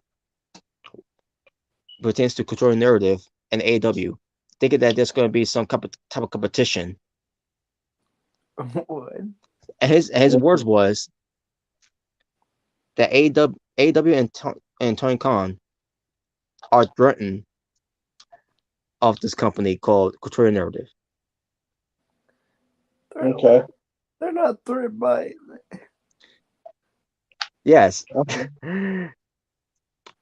Because Controlling Narrative, with guys like Austin Aries, EC3, Blanche Shipman, and whoever else is in that company. Yes, he's in there too. That's probably the only way he got a job, because I don't think anyone else would hire him after what happened with that. Yeah, because I'm pretty sure Tony Khan is losing less sleep every night, thinking that Controlling Nervous is threatened to take AEW out of business. Well, for one, didn't they just start? They just started, right? No, I don't think they started yet. Because they got a TV deal, but I don't remember the TV deal they have though. That's nothing. That's nothing. A TV deal I never heard of either. I don't remember the name of it, but they got a TV deal. Well, I mean, what I mean is they've only been around how long is the whole company Control Your Narrative? How long has that been around? Well, I think they announced it since when? 2 months ago or a month ago? Yeah, so it was bro, you didn't even get started yet, really. I mean, yeah, you haven't been on TV yet, and Braun, already missing his no brains whatsoever. I mean, that's that's like if AEW in 2019 said we're gonna take down WWE. He's like, dude, you didn't even get started yet. Yeah, and that. Yeah, it's y'all didn't even get started, so how? And that was not even their goal either. And I'm pretty sure the Control Nervous wasn't that either. But of course, Blanche Shipman decided, to use his no brains in his head to say shit like that. Like, what kind of why would you have a person like that who's co-founder of that company, to say shit like that? Now, with him saying that, now I have no interest in that company whatsoever, and I'm pretty sure no one else is going to have any interest in that company either. After the shit he said. You never know. Yeah, at this point now, no, with him saying shit like that, people are not going to even try to give it a chance to see if they might like it. Good job, Strowman. Yeah, great job there, Mr. Businessman. Yeah, you really know how to use your brain.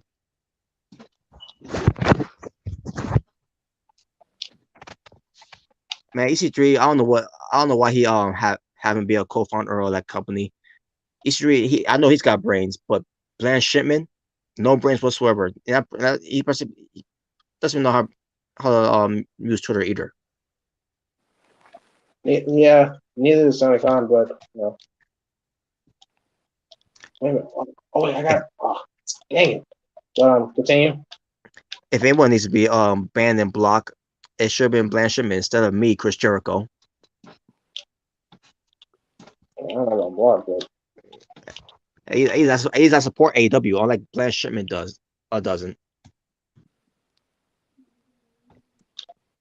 All right. What else we want to talk about? Oh, nothing. He also said something about how AEW is a pain to watch. Oh yeah, because watching Monday Raw and SmackDown was was so much fun watching during those times with you there. Yeah, WWE was so much fun to watch. I mean, you had New Day and their Bootios and Man, I and keep. unicorns. It's so much fun.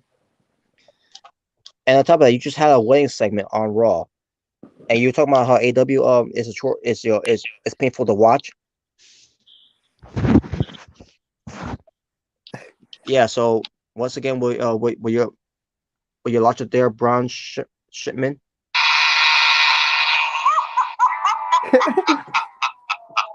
you, you lose. Moving on. Strawberry, maybe we should give it a try. Maybe we should get AEW a try. No, there's too many vanilla midgets there. I'll probably kill them. You know he should have done. He should have taken the right back roof, retire.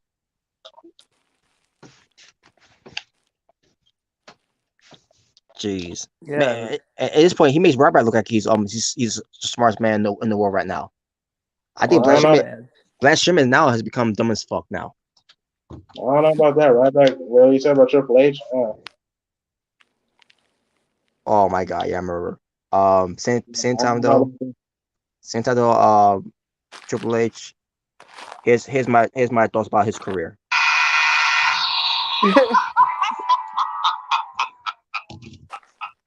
You didn't Now like I'm- Kenny Bacon in the casket? and also I should have done this before too. Just be winning that award on Kids Choice Awards.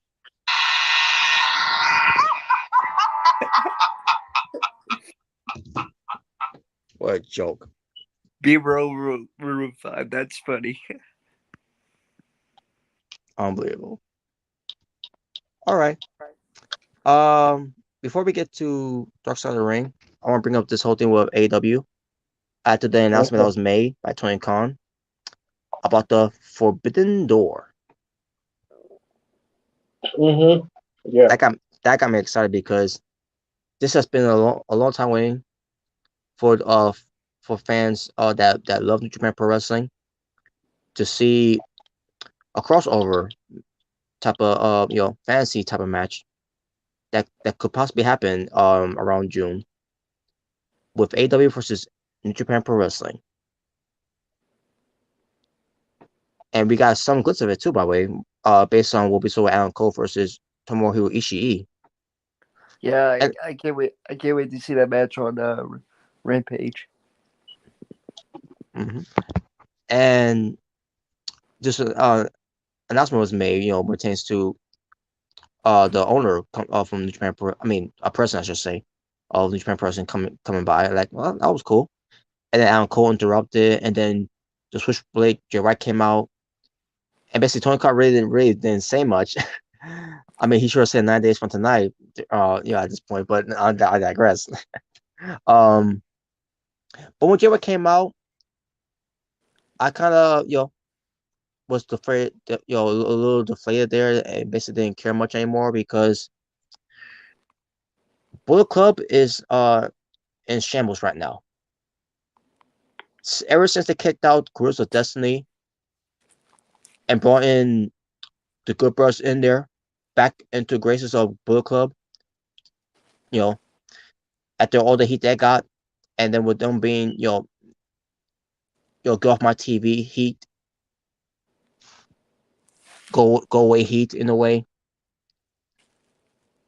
And on top of that, you got Evil from New Japan Pro Wrestling, part of that faction, has not been worked out as I thought he would in Bullet Club. And his run up being double champion at the time was not a good run. It was a failed experiment. At least they were smart enough to get the belt off of him as quickly as they can, unlike WWE did with Jinder Mahal. Oh, don't remind me of that. Oh. Which yeah, that was bullshit. But yeah, Bullet Club to me is lost. I lost interest in Bullet Club now,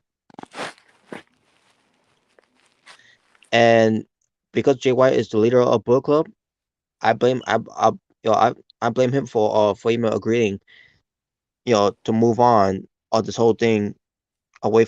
Now I don't know who. Again, this was head scratching on me. When I first saw this happening, when Girls of Destiny got kicked out of Bullet Club, I think myself just that better not because of Impact's involvement, and then finding out that they started doing this on New Japan, where it tends to kicking Jalo out as well because Jalo was managing Girls of Destiny. And I think myself, okay, so who else is from Bullet Club going to get kicked out too? I thought maybe El Fantasmo, Ishimori, Taiji Ishimori, I should say. And Balak Fale will also Balak Fale will also get kicked out too. Nope, they end up staying, and they all being part of Bullet Club. They basically were involved with it. They're gonna be doing their things with JY and now Kenta, he's been out of injuries, so I don't know if he's gonna be a factor of it as well. And I say to myself, yeah, I don't like this direction that the Bullet Club's going, and it's finally time for me to jump ship off of Bullet Club. Especially we brought the good pros back in there. But that's besides the point. So it's not working over there. It's not. To me, I don't, I, I don't care for Bullet Club anymore. After that, to me, Tama Tonga, who's one of the original members of Bullet Club, and yeah, you also have guys like Prince Devitt, who's Finn Balor now in WWE. And yes, Carl Anderson. I know he was, and I know what people are gonna say. Yes, he was the original member of Bullet Club. Guess what? He left in 2016. But Well, but he also have Balak Fale was part of that too. He was also a original member of Bullet Club. But Tamatonga, he's the one who kept me interested in Bullet Club. Besides guys like Kenny Omega during those times, the Young Bucks, to a degree, Cody Rhodes, the Hangman Adam Page. I thought he was if it wasn't for Bullet Club, Adam Page would never have been called the Hangman. That was because of Bullet Club. Yep. Taiji Ishimori became the Bone Soldier, the revival of the Bone Soldier, because of Tamatonga. I believe Kenta was part of Bullet Club because of Tamatonga as well. Now I don't know where Hikuleo stands in as well of this because he's in New Japan Strong. But I don't know. I don't know what his allegiance like as well because Hikuleo is related to the Tonga family. Pertains to being the son of Haku. I'm really excited about this too because it'll bring exposure to Japan. These New Japan guys. Yes, and they need it too because since the pandemic has started, New Japan has cooled down a lot, and it's really it's not their fault. It's just that the pandemic is really has gotten bad for them, and they really need exposure. And with them being on Access TV as well, it gives them a lot more exposures too. But at the same time, that's just they're not really showing new shows what they're doing right now. I mean, I heard I think they did, but it's just it's just a clip of a match that they'll just show. But either way, it's still good exposure for them to watch New Japan Pro Wrestling. Back at Access TV again. And also to see for most American the American fan base who haven't seen some of these wrestlers, for them to get a chance to see their work. Yeah, exactly. So,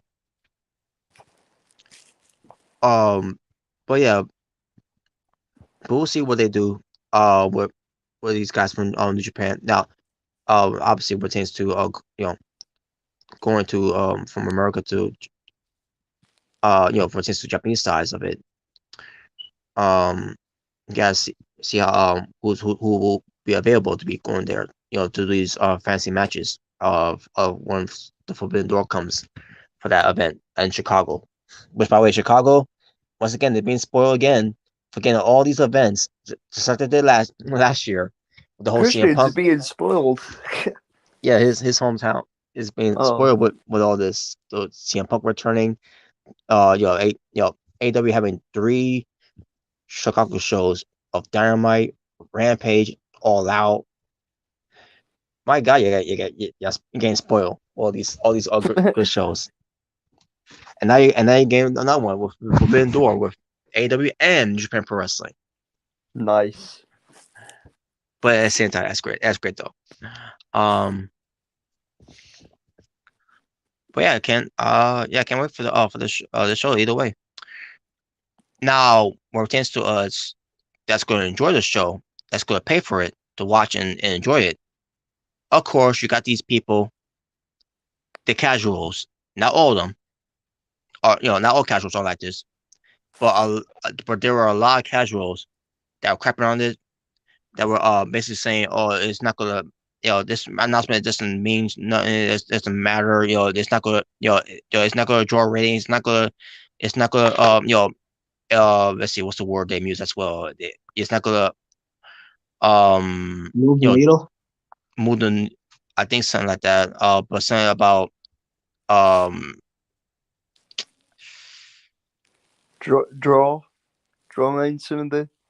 draw, something like that too. Like draw, new viewers. It's not gonna grow a new audience. Yeah, that too. By the way, that's what I'm trying to go to. That Yeah, uh, yeah, yeah. I feel like they're and saying that. Um, yeah, I feel like I could somewhat understand why they're saying it because most I feel like most hardcore fans they watch both New Japan and AEW, so yes, I feel like that's kind of a niche thing. But I do get what you're saying. Like with partnering with AEW since it's in a big network, it could get some exposure for New Japan. It could.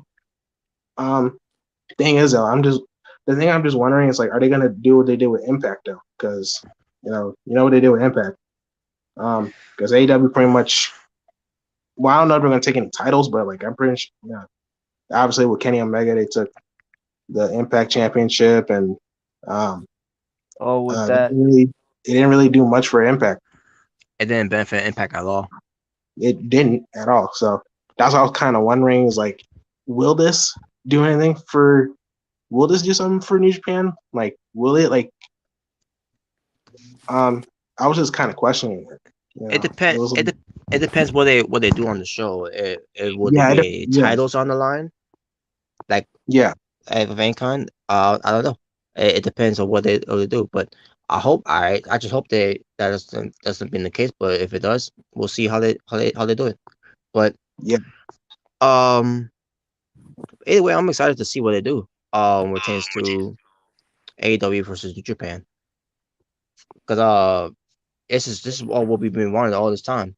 When AEW started, obviously it never started. It never got to that point because someone who used to be who used to be there in Japan is not there no more, which is now, um, you know, you know, it could be it could be done this time.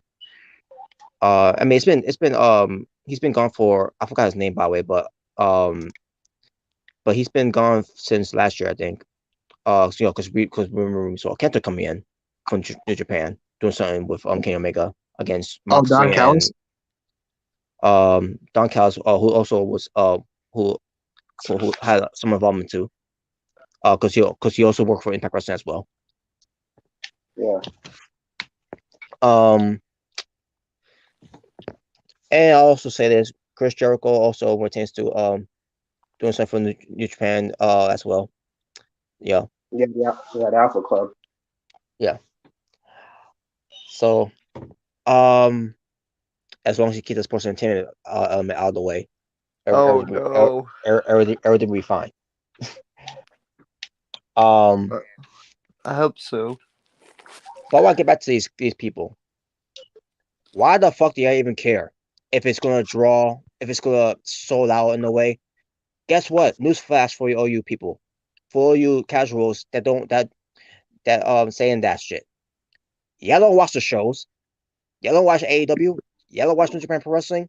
Y'all don't even buy the pay-per-views to watch. So why the fuck do y'all even care? It always goes back to if you don't like it, don't watch it. Yeah. The same people were saying to us to when it to the shit that the WWE's been doing. Well, if you don't like it, don't watch. Well, now the rules will be reversed to y'all. If y'all don't like the announcement that was announced by Tony Khan and AEW, if you returns to Forbidden Door, if y'all don't like this announcement, y'all don't plan on watching it. Well, guess what? You don't have to watch it because at the end of the day, it doesn't appeal to casuals like you. Maybe to some casuals it does appeal, and maybe they do want to watch it.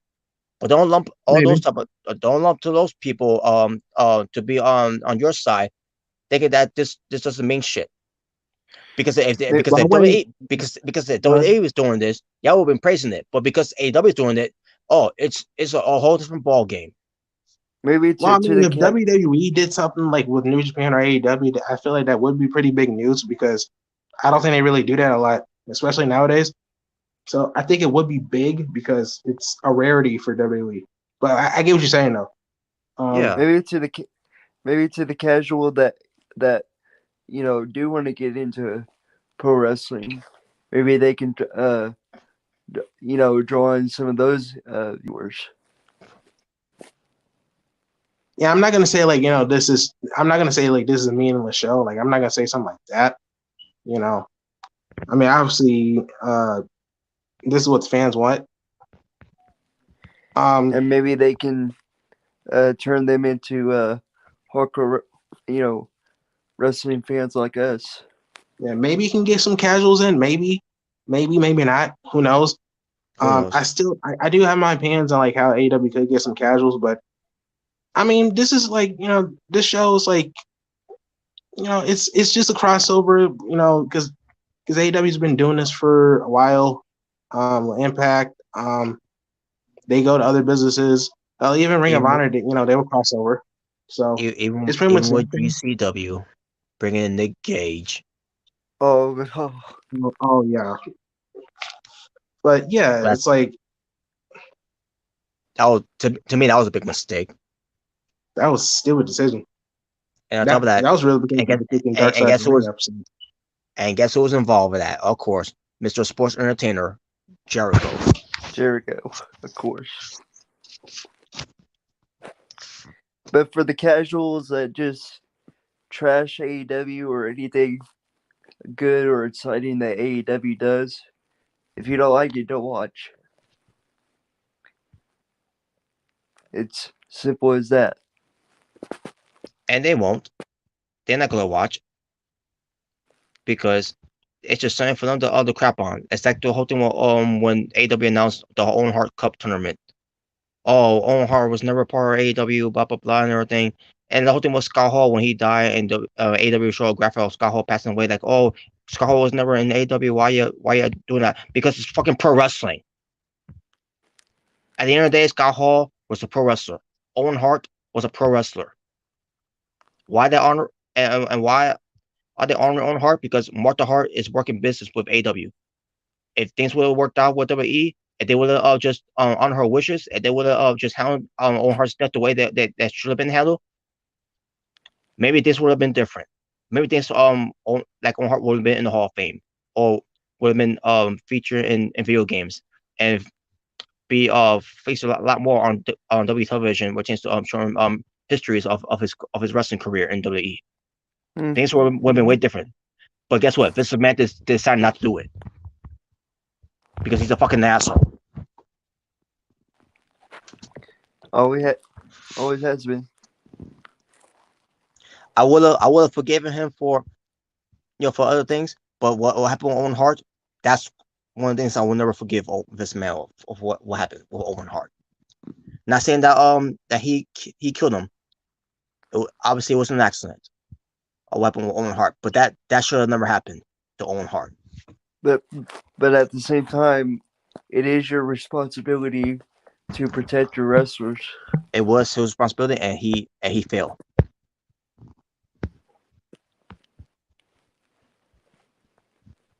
Yeah, the Owen Hart situation. Yeah, that's not really. Yeah, that's not really like. Um, yeah, that's not really something to like talk about. Like, it's whatever you talk about, like AEW and New Japan, but Owen Hart, I feel like it's a different story. But yeah, but besides that, um, Mhm. but anyway, the show itself, if you all you care about is how it's not going to draw viewers and the buy rates and the whatever have you. How about you let the people on that actually care about those things let them worry about that situation, because at the end of the day it's not to it doesn't appeal to us fans. What appeals to us more how the show is gonna it's gonna be, if it's gonna be good, it's gonna be, maybe it's gonna be great, who knows how it's gonna turn out to be. To me, I think it'll do just fine. I mean, AEW has been doing pretty good so far, but since selling out arenas, especially of the event I went to, it did fine there, and I'm pretty sure it will do fine in Chicago, which it happened as well with the All Out. Of course, the Smart City. Well, that, Yeah, that was pretty good pay per view, by the way. What? All Out. oh yeah, Which one? I think the one Robert went to. Which one did you go to? no that I was in Ultra Stadium. That was Uh, Dynamite's Grand Slam. oh yeah, that's right. Yeah. Okay. Yeah, that's what you're talking about. But Okay. yeah, but at the end of the day,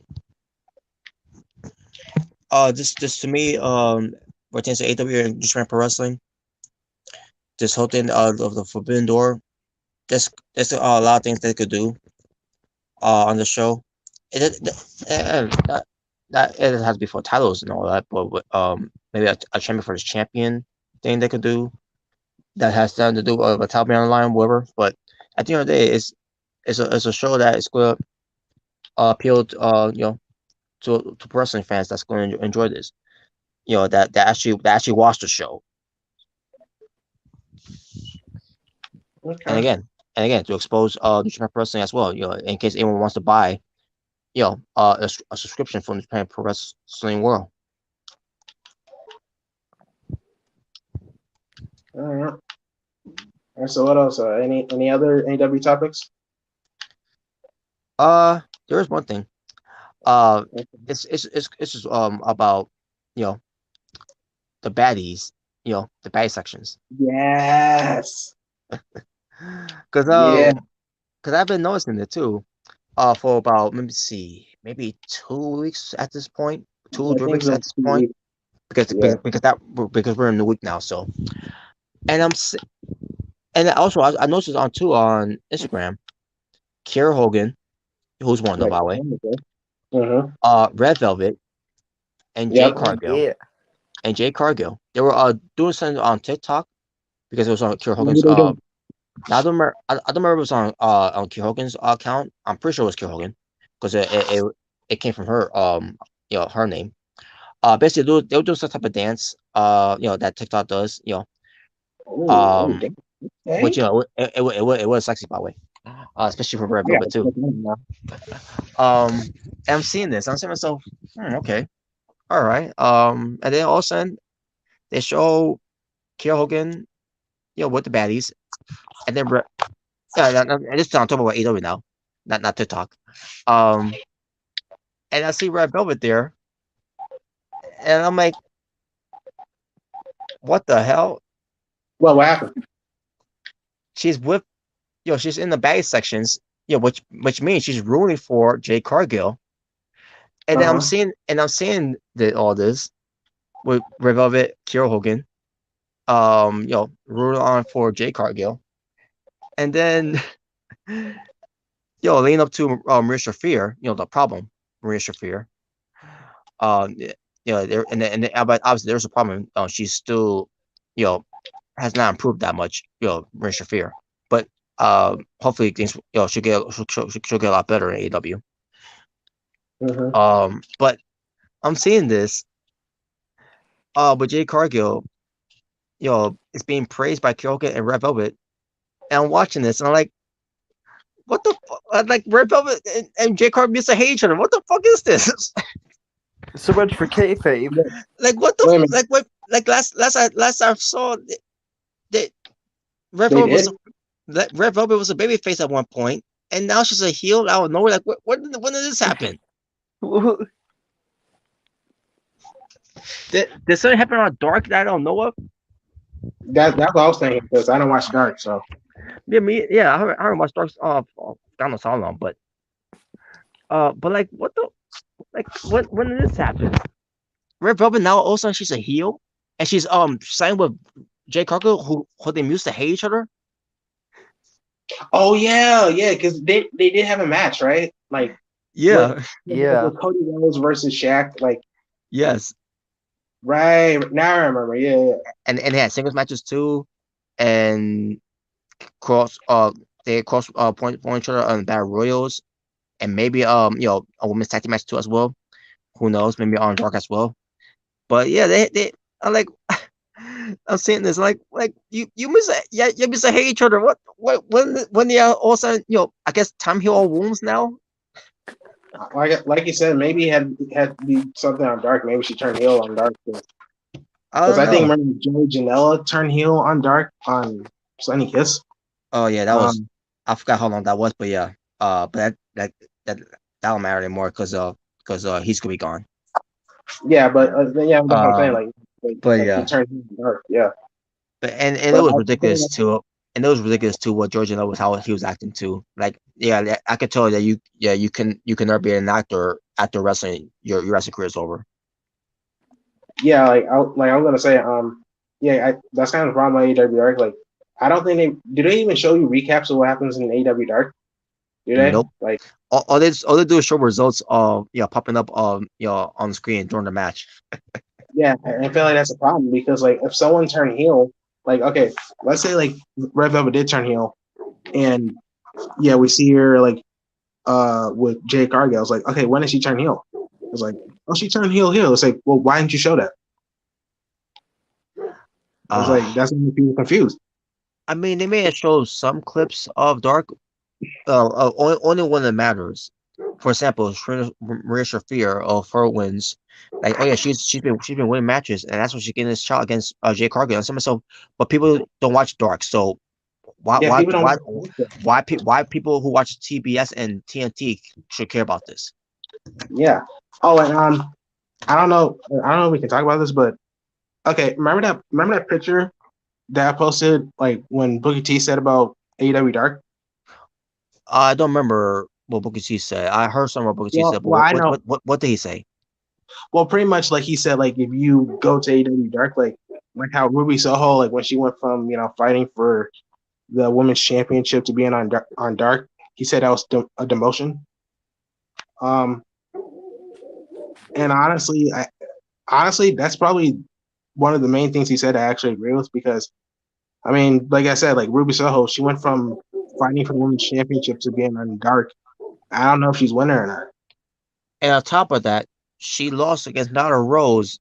I forgot how long that was, and then and she ended up being gone. And like to myself, wow, you basically you sacrificed Ruby Soho of for Nyla Rose for Nyla Rose to be on TV. Meanwhile, Ruby Soho is on Dark. Right back on Dark. Why is Ruby so on Dark anyways? Yeah, and another thing, like remember with Tony Nese, like when he came in, is making like a big deal, like he's a free agent. It's like we don't really see him much. He's in AEW Dark, and sometimes he show up in the show, but like he always lose. So it's like in terms of like in TV. Yeah. So it's like what's the point? I'm also still trying to figure out why Lance Archer is still on the Dark too. Yeah, it's like so I feel like that's kind of the problem because I feel like AEW is really bloated right now. So they don't know what to do with most of it. And that's another problem I have with AEW. Like when they have like debuting wrestlers, like what they did with Brian Cage and Ruby Soho, it's like you're not going to put the titles on them right away. So why even give them the win? Yeah, that's one of the problems with AEW. That I Yeah, it's like, it's it's yeah, because like you're not going to give them the title right away. So like why even give them the win? Like a loss is not going to like hurt them. It's their debut. And like especially if it was like a battle royal or a ladder match, it's like they didn't get pinned or submitted, so a loss doesn't really do anything. It's kind of how I felt like when Brody Lee came in, when he started winning his matches, and Yeah. they made him have go up against John Moxley. And I see myself, I know he ain't gonna beat Moxley because Moxley just won the belt, and they're not Yeah, gonna have Moxley yeah, just lose the belt to Brody Lee. No offense, there's no respect to Brody Lee. I think he will. yeah, He, obviously, yeah, I think he will eventually won the belt if he was still around. yeah, But it was too soon for him to get the belt. yeah. It was just too soon. It's like that's the problem. Like when they have like these new wrestlers, when they just put them in these world title matches way too soon. Mm-hmm. It's like give it time. You gotta give it time, man, because you're not gonna you're not gonna give them the belt automatically. Like so, don't even do it. Just like push them, like make them win some matches, and then when the time is right, then you do it. Exactly. Yeah, it's like that. That's one of the main. Yeah, that's why. Like with some of these debuts, I don't really get too excited because it's like I always ask myself, are they even gonna stay on TV for long? Look at Jay Lethal, for example. Yeah, like I was excited for Jay Turn on Lethal. Jay I was Lethal. excited for him. Yeah, because I like Jay Lethal when a Black Cheese on. Like I liked him. So I'm thinking, okay, they're gonna have to like make him. They're gonna do something, right? Well, you would think after that interview that he did backstage, after he just took another Yeah, L, and that's where I originally thought he was going to go, was back to the Black Machismo gimmick. I thought so yeah, too. So it's and he gotta lost change, his debut match. Yeah. Yeah. Like his debut match was the TNT Championship, I believe. Yeah, the Sam That Guevara. was his debut match. Like, yeah, it's like, bro, you're not gonna give him a title unless you're gonna pull a swerve and do something. But I know you weren't gonna do that. So And I know he was gonna win, but at the same time, I like that's not really like a good But debut match. instead they got it with Sanjay Dutt and the Great Khali lookalike. I I mean, at least he's getting TV time now. At least he's getting some TV time now. Yeah. But I'm just happy when he he's getting some lost, TV time. when he lost Sam Guevara, I see myself, this is only only gonna be something that the Jails could be doing, having some great matches weekly, and then to find out that he wasn't gonna be on TV weekly, and I found out he's on Dark, and like, oh god, are you kidding me? Like you're gonna make me watch Dark, and I didn't watch Dark during those times I when didn't watch he was that. on. Yeah. I didn't watch Dark during those times. Like I don't care to watch Dark. It doesn't appeal to me anymore. It's just it's pretty much just a pre-show. It's pretty much like what WWE main event is. It's pretty much what it is. I'm not saying it's bad, but same time, like I'm tired of it. Yeah, it's like no one really watches the pre-show, so it's like they really don't. Yeah, it's just so I do agree with like what Booker T what he said, like that's kind of is a demotion. I do agree with that. It's like I do. And on top of that, you already got Rampage. Yeah, you have Rampage. So why you still got Dark? I mean, I don't mind you want to keep Dark elevations, but get rid of Dark. Yeah. No one cares about watching Dark. Yeah, it's like, bro, like use that for like the jobbers that's like or like the younger sets that's coming in. Like that's why I said before, like you should make Rampage kind of like how pretty much their version of SmackDown, like And make it 2 hours. Yeah, make it 2 hours and make it like a brand split. That's what I've been thinking. I think that'd be good if it was a brand split, and then you have separate shows, so more people will get used, so more people will get some TV time.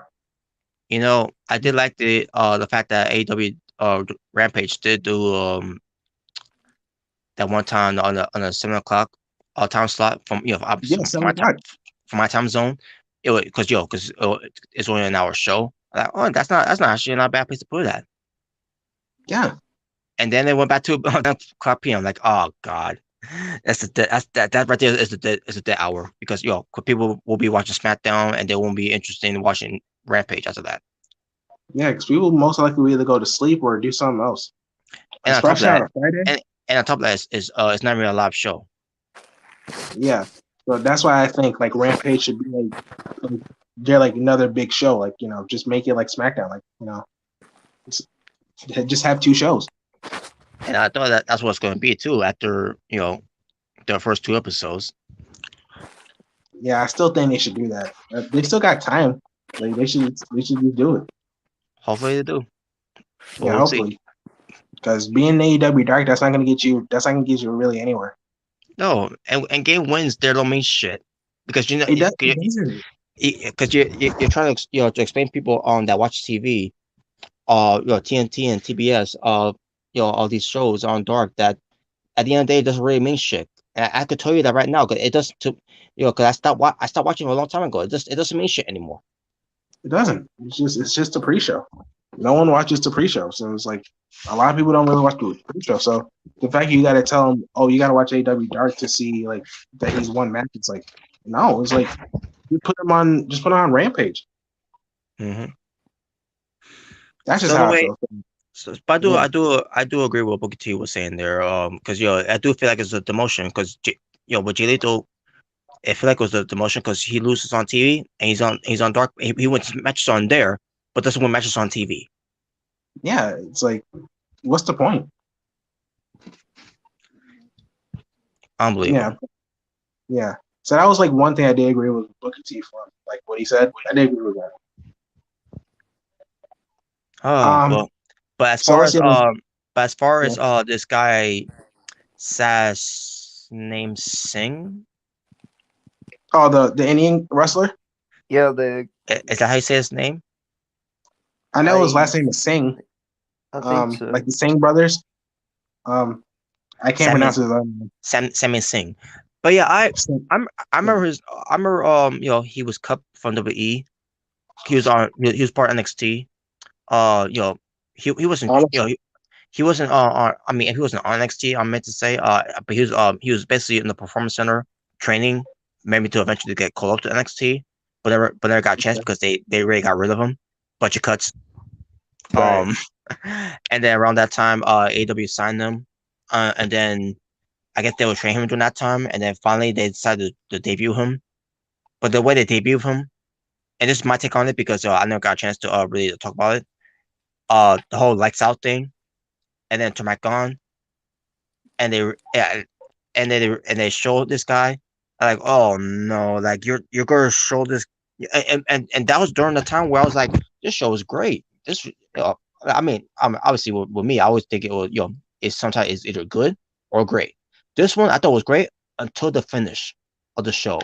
When the show was really good until that point. Until the point they debuted this guy, where people were saying, "Who are you?" and they're like, "Oh no, hey, why? Who thought this was a great idea?" Yeah, you know what I think it was? Like, I think they were trying to because remember when Roman had a match with Bray Wyatt and then the lights went out and then Braun Strowman came out. Mm-hmm. Like that's kind of the vibe I got. Like we don't know who this guy is, but he's a monster. So, and like he pretty much attacks Samoa Joe. I guess that's what they wanted to do, but it just didn't work out. And in a way, it did work out with Blanche Shipman at the time. Yeah, it worked out for him. Yeah, because it was saying that out of the ordinary, a guy with a black sheep mask. Yeah, and Bray Wyatt was pretty much bringing back the Wyatt family, and he was shooting Roman Reigns, and he brought back Luke Harper. So, and it's funny because like when I first saw Braun Strowman, I thought I was like, wait, did Eric Rowan get long hair? Like what? Like I legit thought it was Eric Rowan for a minute. I was like, whoa, he got hair back?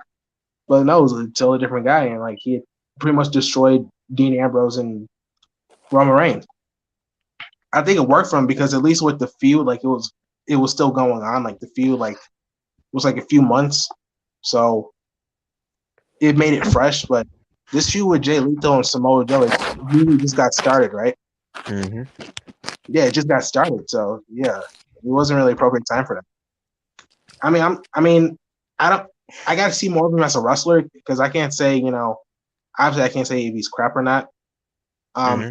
I'm willing to give him a chance. Obviously he's not going to be no 5-star machine, but not everyone has to be. So I'm willing to see what he does. And he was a former basketball player, apparently. And Nice former athlete. Yeah. for the Dallas Mavericks. Oh, okay. Oh, But wow. but here's my problem with this: the lights out debut type of thing. It worked with Malachi Black. It worked with Brody King. It worked with Buddy Matthews because we know who Yeah. we know who those guys were. And yeah, well, even if I feel like if you didn't know who this guy was, like I said, with Braun Strowman, at least like if the storyline, like it depends on what the storyline was. I feel like, and with because like with the White Family, it was a story there. yeah, it was a story there, and I can see like I can see like Braun like joining him. Mhm. Now, obviously, like I feel like with this wrestler Singh, like obviously I feel like he's just like a hired gun, like a bodyguard or something like that, which is okay, but like there's not really much story to it. It's kind of generic, At least like with Braun Strowman, it was like like he was a follower of Bray Wyatt, like the cult, like, and it made it kind of interesting. I'm still looking forward to see what Jay Lethal what he does with him, but I don't know. It just wasn't the right. It just wasn't the right time. If he gave him more time for the storyline, maybe it would have worked. Maybe. That's just how I feel. Yeah. But I was gonna say too about with the lights out thing.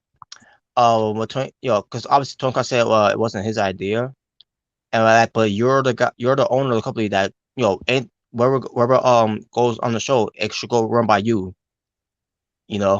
So you still allow this to happen, and Yeah, then you're the boss. and remember he's a fan of ECW, because ECW has done this too before with the lights out thing and all, which it was a different time obviously during those times, but even Ring of Honor has done it before too, with the whole lights out thing too, no. And that always is a big deal too as well. But with Tony Khan did this with a guy that no one knows who he was, they got basically Who are you, fans? They got too cute with that. Like if it was because they do this all the time at this point, and like they really do. And it's fine you want to do it with people that know who these wrestlers are, but this one it didn't work at all. It just did not work. I do think AEW should have more of. I think they should have vignettes, like showing promos of the guy that's going to be in AEW, come in. I think they should do some more vignettes. Yeah, I remember they did that for Warlow before. Yeah, they should do more of that, like so we can get to know who this wrestler is. So, yeah, they even did with Sadie. They even did with Sadie Gibbs. Yeah, it's like bring back vignettes. Didn't they do some with the Lance Archer? Yeah, I think that's when I think that's when he debuted. Because that's when Jake the Snake came. Like he said, like someone's gonna come for Cody Rhodes. Yes. And he came, and then after that, they show some vignettes of him wrestling some jobbers. Yes. Because the stick was everybody dies. Yeah, it's like okay, like we need some stuff like that. Yeah, we need some stuff like that. We need to have some vignettes like that, so we get to know who he is. Yeah, I think that's good for wrestlers. That's what's been missing a lot with regards to pro wrestling. And New Japan does this sometimes, and Impact Wrestling they do this numerous of time all the time. Well, when they introduce someone new. Yeah, NXT 2.0 they do it because like they were doing it with obviously Nikita Lyons. They were doing it with Tony D'Angelo. Who else they did it with? Recently they did with Roxanne. Yeah. Yeah. So yeah, you need vignettes, man. And WWE always does this too. I mean, they've been doing this for years too, and all, but WWE does that as well. Pertains to that, even when it pertains to doing a long one, like what they did with Veer. Yeah. I remember the Steve Blackman vignettes. I remember like seeing some vignettes of Nathan Jones online. Like obviously he wasn't a big star, but at least we got to know who he was. Yeah. Even return vignettes. Yeah, return vignettes. Yeah. Triple H's, Edge, John Cena's. Yeah. That's something that's missing a lot right nowadays. But yeah, yeah. I'll admit that we could use some in AEW. We can use some vignettes. Yeah, exactly. Yeah, hopefully. We do need a lot of that. So, all right. So I think there's something else we're talking about, which is AEW. But yeah, as far as this guy, Simon Singh. Again, I don't know how you say it. How you Sam name is Singh. We'll get his name right. Yeah, we'll eventually get his name right. Yeah. But of what I've seen of him so far, he looks he can move very well. Because again, he played basketball. So, and the reason why I say it because I saw him on Battle for the Belts. That AEW did, which I thought it was a good show. They did there better than the first Battle of the Belts that they did this year. But yeah, we'll see what this guy got because I don't know how he performs. So with him being in AEW, we'll see how he develops.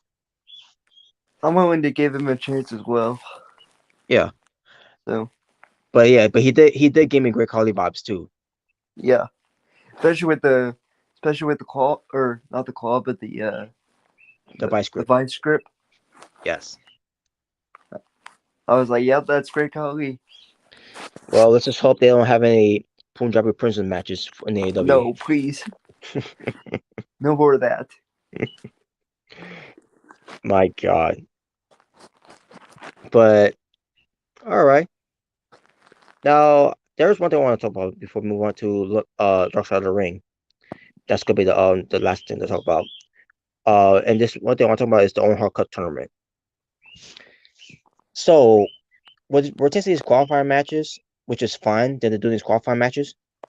And especially they're doing a lot more of the qualifying matches for the women's, more than they do for the men's. I've noticed that. Yeah. I saying to myself, okay, it's fine you're doing it for all the for the women's too, but what about the men's? Yeah, and you're already running out of time. You already ran out of time to fill out the brackets too because we're getting close to May. Because last I checked, the tournament doesn't start till May. Yeah. So I'm seeing this tournament going on. I mean, not and it start yet. Obviously it's qualifying, to get into the tournament. But I'm seeing this qualifying match going on with the women's, and I'm seeing who's wrestling. I say to myself, okay, Tony Storm's gonna beat the Bunny. Ruby Soho is gonna beat I forgot who she wrestled to qualify. But then I saw some. Oh yeah, I think it was. I'm not sure that was Julia Hart facing Hikaru Shida, which I knew Hikaru Shida was going to win.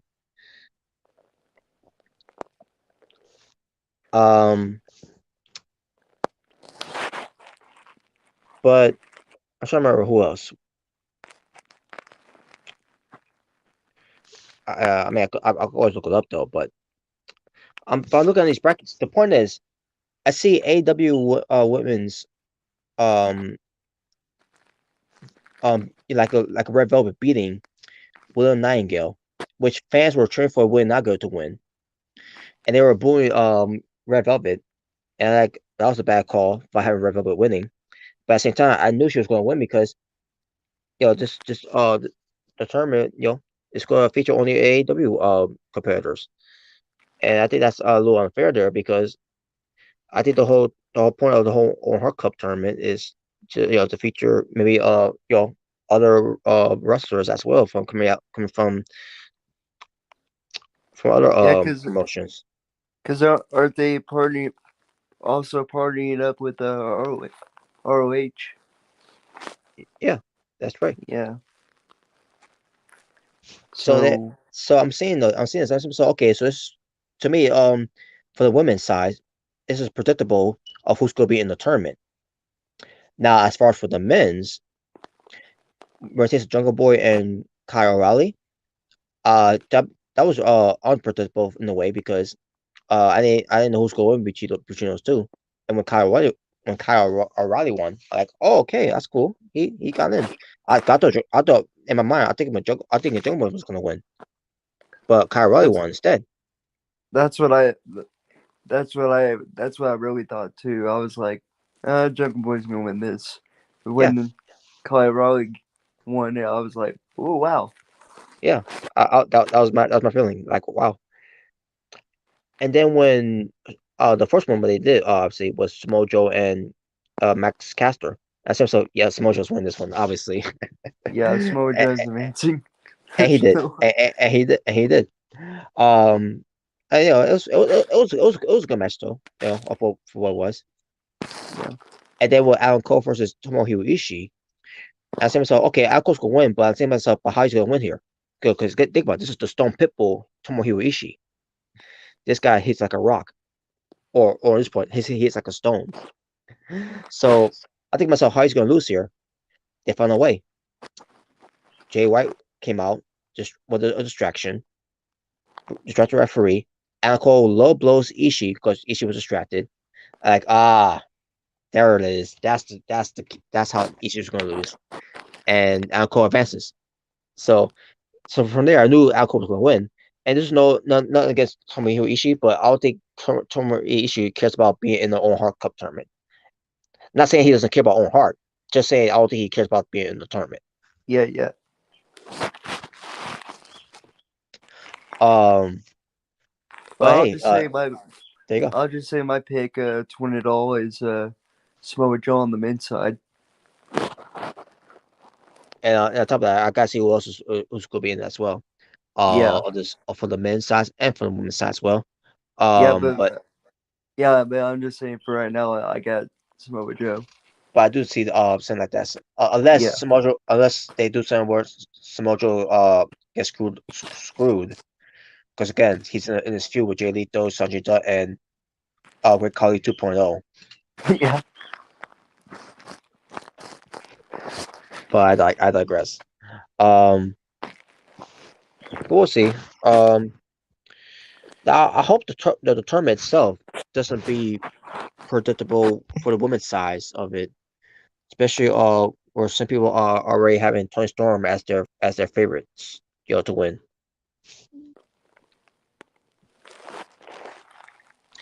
On And the oh, go ahead. and as far as the men's side, you got this coming Wednesday, which I kind of wait to see. FTR wrestling each other to qualify to this tournament. Okay. Yeah, And I did see that on Facebook. I couldn't believe it, man. Like they're gonna wrestle. I never thought I would ever see a match between these two guys. Because obviously they're a tag team. But the fact that AEW is doing that, I'm like, holy crap! Like I'm excited for this match. I mean, Yeah, that's gonna be interesting. you also got Sammy Guevara versus Scorpio Sky in the ladder match for the TNT title. But besides that match, the match I'm looking forward to the most is FTR wrestling each other. Yeah, that's gonna be interesting. That's gonna be if it's not a 5-star classic. But on the women's side for now, I have Britt Baker winning it. By the way, I wanna oh that's not that. Let's go check the brackets. Of this whole on her cup tournament. So let me see.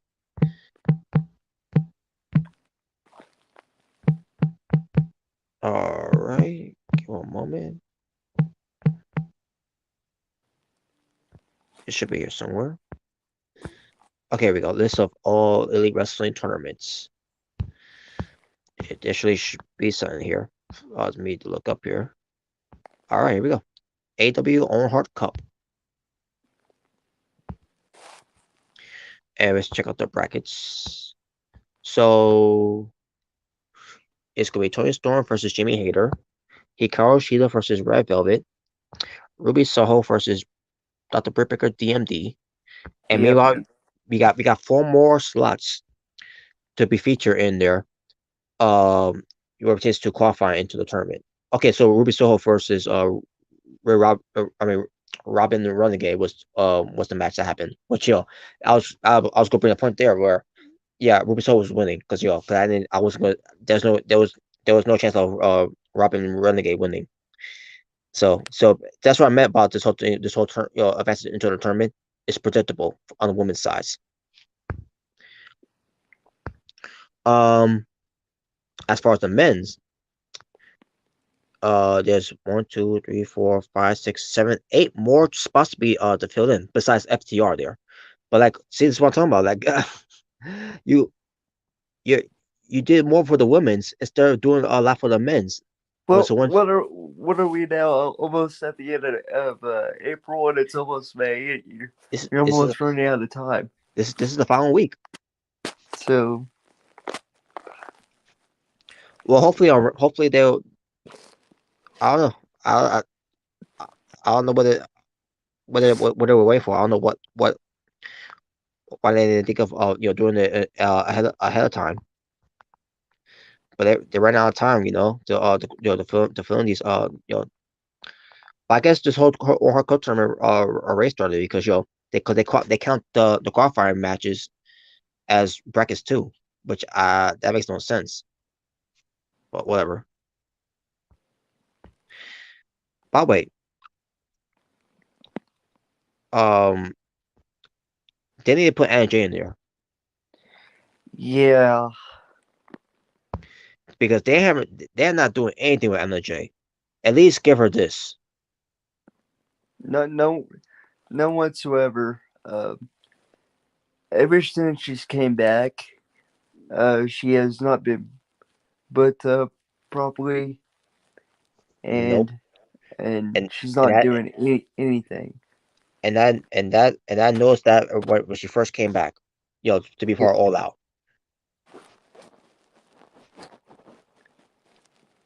and she's not even featured in this, so it's like, well, what are you doing with her? Jeez, now it's ridiculous. But we'll see if they have a big part of it.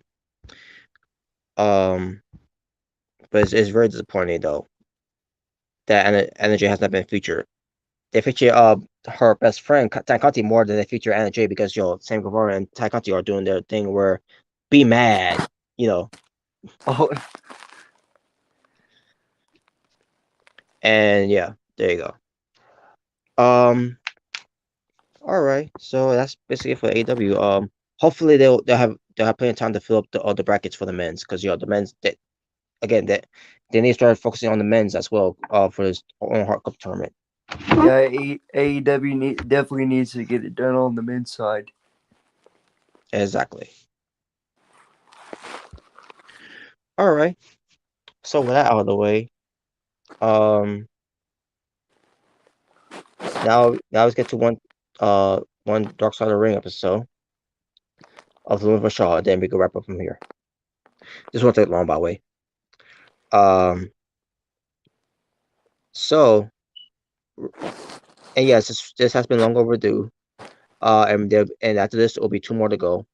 So if I were to do this again eventually, I will try my best to do 2 more in one episode.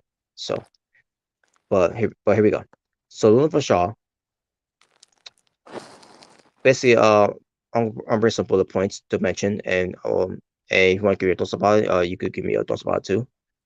You did see the show, right? That episode. Yeah, but I don't remember. It's been Okay, a while. I'll bring So up that. Okay, I think about it was Jalen who didn't see it. But basically, if you know about Luna Vachon, they talk about how she had dealt with mental health issues and bipolar illness, which it's believable, it's documented from a lot of people as well, where it tends to guys like McFoley, Gangrel, even her son Van Vershaw, where it is tends to she her. the one? Yes, Wait, is she the one that plays Luna? no, the son's name is Van Shaw, Okay, Van Vershaw. uh okay. um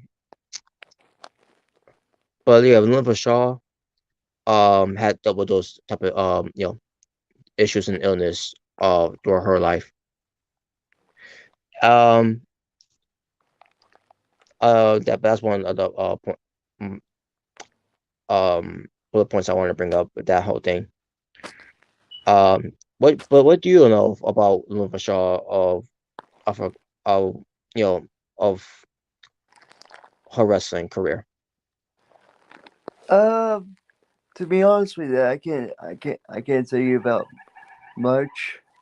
I really don't know anything about Rashawn, but I know she used to be um you know a lot of people liked her and everything.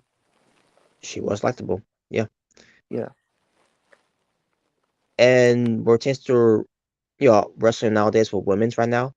She would have been one of those women's in wrestling who would have gotten over of today's wrestling if she was here instead of during those times where she was just not only uh like a part-time wrestler, but also most likely managing as a manager. Yeah, Sensational Shirley was. Yeah. Oh, Yeah, sorry about that. there's Internet Stanley. went down. So Yeah, the anyway, internet went down. Yeah, we're yeah, just talking about outside of the ring. hmm Oh, okay. yeah. So we're talking about how Ring of Shaw would have gotten more over in women's wrestling today. And during this time, because we see a lot of women's wrestling nowadays instead of doing back in those days, because back in those days, it was kind of hard for them to wrestle, for some of them to wrestle because some of them end up being managers and all. And not only that, it was mostly about sex appeal, which obviously, sex sells, but obviously a wrestler like Luna, yeah, she didn't fit well in that era. hmm Yeah, she really, yeah, like you said, if she was still alive, I think she would have fit well here because like freaking Jazz, I think she was wrestling Impact, right? Yeah, yeah, Yeah, yeah, she probably be doing the same thing too. I agree. She will have. Well, it's one of those things, what if? But um, there was something about that was talked about here, but probably there was some people that got interviewed here. Her adopted father, Paul Butcher Forshaw, who was being interviewed. Mad Maxine, I guess they were colleagues at one point in wrestling. Medusa, Orange Blaze, whichever you want to say. Mick Foley, Gangrel, basically the ex-husband. So And wait a minute, it was Luna. Yeah, yeah, I know who she is now. yes, Okay, Luna Vachon, yeah. And okay, her son, Van Vachon, was on there too. okay. Yeah. I didn't know she was son. To be honest with you, when when I saw this episode, I didn't know she had a son either. Oh, I did not, from of me watching Luna Vachon, in WF during those times, I never once knew, even growing up, getting older, never once knew that she had a son. wow. Never once knew. But apparently he was on Hell's Kitchen, the TV show Hell's Kitchen. Okay. He was as a contestant, and then since him being a guest, I'm assuming maybe he won the show during that time, maybe, and then he ends up coming back, to be one of those hosts, whatever. Okay. But yeah, but there also there's no bullet point here. Luna Vachon at one point wanted to fight New Jack, Oh Whoa. wow! Yeah, bro. and why? Why? Because New Jack was saying, obviously this is New Jack we're talking about here. He was saying Yeah. something inappropriate No, that doesn't surprise to me. to Missy Well, Hyatt. that doesn't surprise me at all. She was saying improper to who? Missy Hyatt, who Luna Vachon was good friends with. Missy. I think I've heard of that name. I She can't used remember. she used to manage. I want to get my history wrong here, but I think she used to manage Tully Blanchard, unless I'm thinking about Baby Doll. I'm gonna have to look that up, but I've heard that name somewhere. But Missy Hyatt, yeah, she was not known for wrestler. She was basically known of her life of manager. Okay, manager. Okay. But yeah, All right. but Luna for sure wanted to fight New Jack, which I don't blame her. Yeah, I can't. Yeah, New Jack was freaking nuts. Yeah. Yeah. All right, so here's the bullet point here. It's an interesting story about Luna Vachon here. Okay. In 1966, this was she was a little girl. Obviously this had nothing to do with her.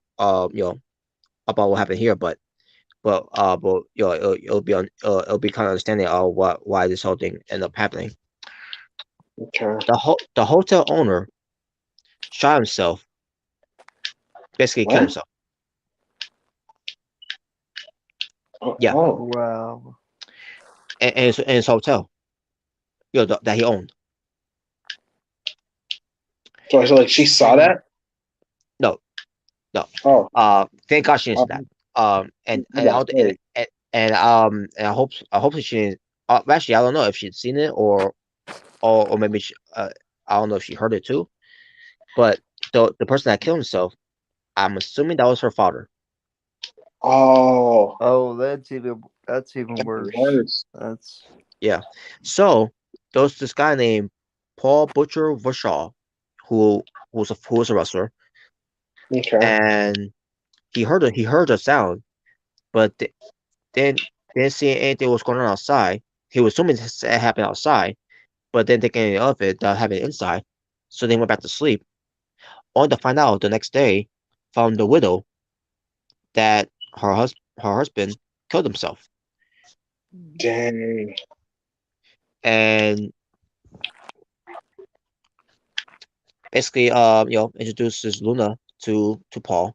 Basically, Paul and this widow end up marrying, and Luna Vachon became the adopted daughter for for Paul Butcher Vachon. That's good, man. Yeah, it is. That's crazy, man. Your freaking dad commits suicide.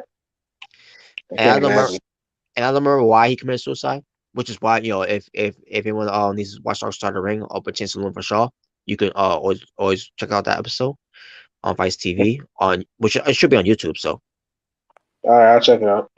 yeah, so but that's one of those bullet points there.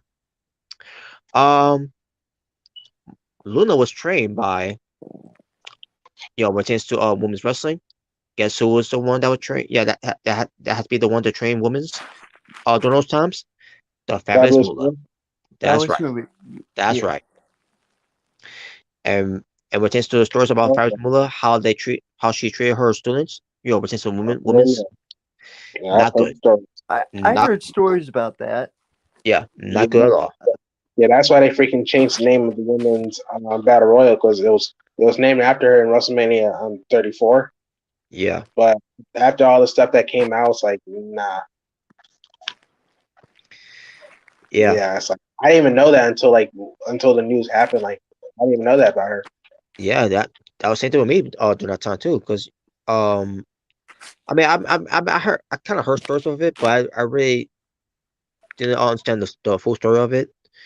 Um, especially when it tends to I think it was cover of Dark Side of the Ring at one point. I'm gonna have to look that up too. Yeah, either before or after. I can't remember. It was before or after Dark Side of the Ring, but I digress. But um, but when I heard about those things that was said about Fabric Moon last time, so no way, that's crazy. That is crazy. And I must have missed some shoot interviews of that too, because there was some parts of some shoot interviews that was mentioned about that too, about Fabric Moon. I'm like, wow, I never, I guess I've never even bothered checking out those shoot interviews during those times to know about that situation. That's Um, but Luna Vachon basically had enough of Luna Vachon taking advantage of her. Uh, and that was during around the time when she met Gangrel. Um, and around the obviously in 1980s to 1990s, she got into the drugs,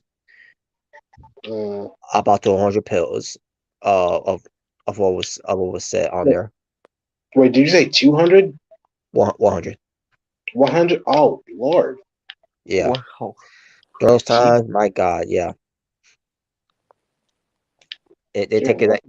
They take all those type of that many pills, like they take that kids take it so many Skittles.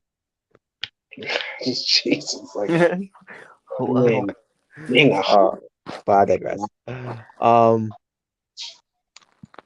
Liv Shaw aunt, who also used to be a wrestler. What was her name again? Her aunt. Valerie. No, that was not. It was not Valerie. It was some. I was thinking about something else. But yeah, but she looked up to her aunt, and that's why she wanted to be in the wrestling business as well. During I guess around those times. okay, that's cool. But yeah, but we're still back to the whole thing where to the drugs things and all, where we're to the pills. Some of it had to be you know snow, which is cocaine. That's basically Yeah, how they described it. It's basically what it looks like too. Yeah. Um, there were times that she barely wakes up because of that. Getting, and you could tell how it was stressful, during this interview, how stressful that was for Gangrel to talk about. I can imagine. Like, jeez. And at one point, the son talked about how Luna Vachon was once suicidal Oh, a few times, I should say, because he'd be seeing some scratching marks on her wrist. oh, Because remember, she had mental health issues and bipolar disease. oh, dang. Kind of like how Chris Kenyon. One minute that's Chris Kenyon's a nice person to me, and also he just snaps and goes berserk, and you know how his life ended, unfortunately. Yeah, that's sad, man. That's always here. That's always sad to hear stuff like that. Bipolar, suicidal. Yeah, but she and Gangrel, they're I guess they got married around the 80s or late 80s or maybe in the early 90s. They got married around those times. So and they were real close. Um, and they dream of going to the WWF. Okay. Now she made it. Gangrel did it. Not until later on. Not until later on though. But Right. but Lily Bashaw, when she debuted, she was the manager for Shawn Michaels, Yeah, I which do is the remember odd, that. which is the odd pairing. A Yeah, heartbreaking. I mean, like a flamboyant like character like Shawn Michaels, cocky is like I don't really imagine him being with a character like that. Yeah, it was during around that time. Um, Sensational Shorty was the manager for Shawn Michaels, but then they broke up. You know, and Yeah, that's when the feud started with Luna and uh with Shirley, where Shirley became the babyface because for all her career she's been a heel. right. And Luna Vachon retains her being a part of their left during the time because of her unique look and all that, and her voice that she always you know goes very deep with it, just like that. And I always enjoy that. I always enjoy seeing Luna Vachon on my television. Because I liked her look. Especially the makeup that she wore, and the whole vein stuff that she does too. I like. She was really was something to look forward to seeing on your television during those times. Yeah, her hairstyle, like I think like she has like some lightning, like face paint or something like that. Yeah, yeah, Um, that's what it was. I always thought it was a tattoo at first. Like yeah, I when I said, first saw it, I thought that I too. I was creeped out by it. Like, oh my god, like it was like one of those things like as a kid watching, like I can't stop looking at her. Like it's like, is that real? Right. But yeah, but I fell in love with the Luna Vachon character though. Um, but she It's was definitely featured. different time. Yeah, I think Beth Phoenix may have designed and pay homage for her. You know, but obviously she didn't shave the side of her head. But Yeah. um, but I think Beth Phoenix did at one point. To pay tribute for her, and also Allison Kay did as well. Okay. But Liz Shaw was featured the first woman to feature in a WWF video game. If you remember, I think it was called WWF Raw or WWF Monday Night Raw. What that was called? Is that with the like the Yeah, photorealistic like this was games? back in That was for Super Nintendo, by the way. Yeah. So was it '98, right? photorealistic? Like kind of like when Mortal Kombat was? Because I Yes. remember like WWE, yeah, because they had like those full like they always have the wrestlers like doing stuff. hmm Um, Yeah, yeah. but Liz Shaw was featured in the game, and she was a playable character. Oh wow, that's cool. Yeah, but obviously had heat with Medusa during that time, Elizabeth Blaze. Yeah. Because she was women's champion during that time, and she Right. got and basically Lula had heat with Medusa because Medusa was doing a tangent because of that. Um, but it didn't mean to hate her because because you were in the video game and not me. So Mm, no, it wasn't anything like that. It was just one of those things. You argue about it and then you move on from it. It's whatever. It's right. just a video. It's just a video game. Who cares? Yeah. Um, but we get to a part where they're going to Canada. Medusa. I guess at this point she was called Elizabeth Blaze, obviously. Because Yeah. this man does not like names outside of of his company. And if he doesn't feel like he didn't create you, he's gonna create you no matter what. So Elizabeth Blaze versus Luna Vachon for the title, where Elizabeth Blaze wanted to lose because she had enough. She basically had enough. Like she don't care if she gets fired, she's gonna put Luna over. And Luna's like, she didn't want to do it and all that because she but then she's like she's like Melissa Blake's like I don't care, I want to lose the belt. I'll give it to you because because Luna wants to be a champion. She wanted to be champion. Women's champion so bad, and Luna was like, you will do that for me and all, and so they have the match, and Luna was gonna beat her, but Luna had Kofi and decided not to beat her, and from there, that was her. The thing is, Elizabeth was had to, she was supposed to win it either way because they had no plans for her to WWE at the time. They had no plans for her to win it, but because they didn't trust her because obviously of her issues. And that's when So she threw it in the garbage. yeah, so have Alundra Blaze with a have Luna Vachon have her go over. Elizabeth would have got fired either way. But then here's the thing too. WF was gonna just cancel the division. They did cancel the division during that time, anyways. Yeah, and then we see what Medusa did on Nitro. Oh yeah. Well, she Ba- threw the championship in the garbage. Yeah, basically, the take out the trash happened before I did take out the trash. Did that? I mean, it was a historic moment, but did that really do anything?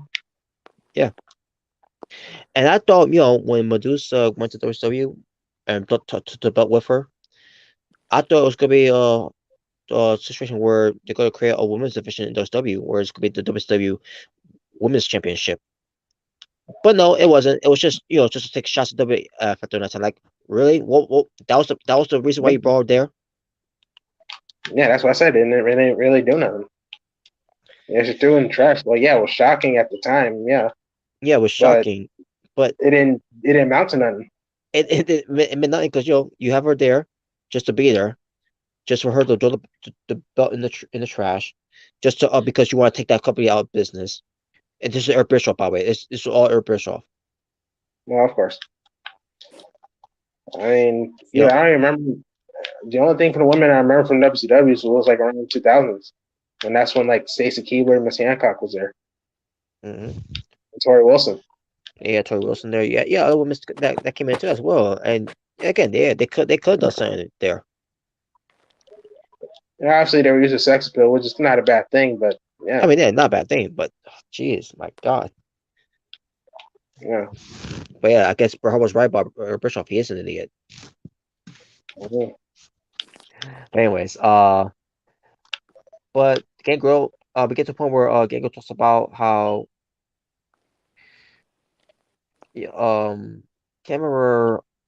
Actually, I'll get back to that later. I'll get because right after all that was done, Luna Vachon ends up being released from WF around the time where I can't remember what year it was, but she ends up going to ECW where she managed Tommy Dreamer. Honestly, that sounds more fitting. I just feel like whenever I saw her, I always thought like she looks more like an ECW star. I agree. I do agree. She just had that look about her. It's like I don't really see her being WWE. Maybe like in the Attitude, yeah, but like during the new generation era, it's like not really.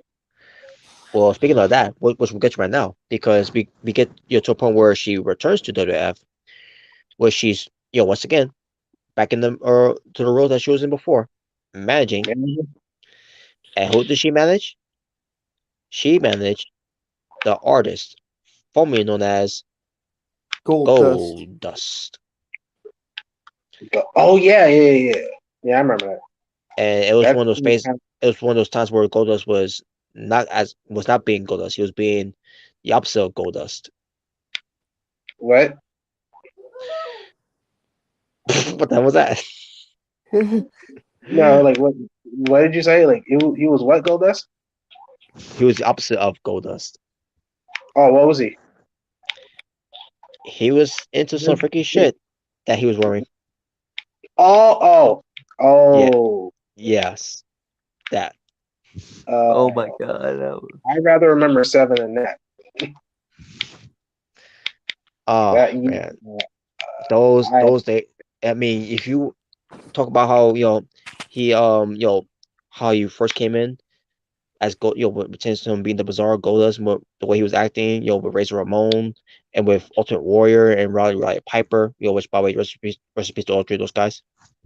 Of course, yeah. Man, that's crazy. That doesn't even compare to like that. Yeah, he was weird, but like he wasn't that weird. Yeah, he took a whole new level with weirdness. He took it to a whole new level. Jesus. It was crazy. That Yeah. was weird. Dude, he It made was. Goldust his team. Jesus. Go continue. But yeah, but it was during that time where Luna was feuding with Sable, Oh, I Yeah, think I they, know. What which that made Sable Sable a star, not because Sable was great in the ring because she because wasn't, because but she was hot she as hell. she managed, she did manage, but she was not, she was told that she was not allowed to take bumps because because look at her. Yeah, especially back then. Jesus. And yeah, she had that sex appeal. Yeah, and I think she was like the biggest draw in WWE, Yeah, that's true. during that time. Yeah, That's true. she Next was next sexy as next hell. next to Sunny. Yeah. Oh yeah, Uh, Sunny. Yeah. until there was no more Sunny days for Sunny anymore. Yeah. Yeah. We don't even need to go oh over. my god. We don't even need to talk about that. But yeah, No, all we could say is that she needs to be put in jail. she does. But yeah, obviously Sable, that was like her top. That was their top girl. Hmm. Yeah, Oh she was man, in the Cool Boys. She was just sexy, man. yeah, she was. Uh, okay, where was it? Okay, I'm back now. All right, so then we And get to that's when she was WrestleMania like, 14. Oh, yeah, go ahead. yeah, that's when she was with Marco, right? Like Mark Merrill, yeah, yeah, Mark Miro. Merrill. Yeah. Yeah, the marvelous Mark Merrill, yeah, that's what. Yeah, the manager. yeah, Yeah, and then she started getting into the ring and started yeah, scoring up, or in this case wasn't really scoring up because she refused to take bumps. right. Mhm. But so because WrestleMania 14, there was a mixed tag team match. Mark, I want to say Mark Merrill. I think it was Mark Merrill. Yeah, had to be. I mean, it had to be Mark Merrill. Yeah, Especially with so Mark Merrill Sable versus Luna Vachon and Goldust. So basically, in this documentary, they took. I mean, this has been talked about before, even before Talks on the Ring. Talk about this as well. If Luna Vachon, anyway, hurt Sable, like any scratch on her, or whatever, any kind, they'll fire her on the spot. dang. Wow. So what Luna Vachon did? Basically, she had to sell for Sable of her offense, Mm, no matter how ridiculous it looked. Um, basically to also pull over Sable, because at the end of the day, it's all to get her over and not Luna Vachon. gotta make her look strong. Yeah, basically, I'll make Didn't her the whole making her look strong. It's didn't like her and Sable have a heat? it's like with CM Punk, and where he had to go, make Roman Reigns look strong, but even though he's got to win against the Shield, but he's got to make Roman Reigns look strong at the same time. Yeah. Well, I mean, at least like Roman Reigns, like there's nothing about like, if you legit hurt him, you're fired. It's like at least it wasn't nothing like that. Yeah, exactly. Yeah, in a way, yeah, you're right, because it's the men's side, because the men they can handle it. Yeah. So it's like, I mean, like, yeah. But yeah, what Sable's like, oh, you hurt her, like if you legit hurt for real, you're fired. It's like, Oh man, Jesus. I mean, yeah, I can see that with Don't Sable, make me fight with him. but man, looking back at that, man, like really, that's ridiculous. But you was gonna Yeah. say something? You was gonna say something? Didn't Sable and um Luna have heat? I heard that heat, but I don't know if it came to a point where they want. I think they want. I think there was some type of heat. I can't remember really. I think the documentary mentioned this too, but again, I don't remember much of it. That's something you gotta look back at. Um, I think so. They did. Um, but yeah, Damn, man. but she did the job for her. She lost to her, Mm. and when they got backstage, people were giving Sable props, applauding her like great job and everything. Meanwhile, Luna Vachon walks by, alone, thought it was for her, but no, it was for Sable. Giving her roses, basically her run out the red carpet for her, like you did a great job, and did not even acknowledge Luna Vachon for for doing all the work for her. You basically Luna Vachon did all the work and Sable gets all the credit. That whole thing. You know, that kind of reminds me of. Remember the scene from Spider-Man 3 where Mary Jane came out and she thought like people were cheering for her, but it was for Oh Spider-Man. man, yes. That's kind But of Spider-Man is perceived to get to be the hero. Yes. that's what it sounds like. But that hurt Luna Vachon at during that time. And Mick Foley at one point said that, hey, don't worry about. I think he made mentions on the documentaries that like don't even worry about that. You know you did a great job and everything. Besides Mick Foley, the only person that I heard of during that time that praised her for doing a great job for making Sable look great at WrestleMania was Owen Hart. Wow.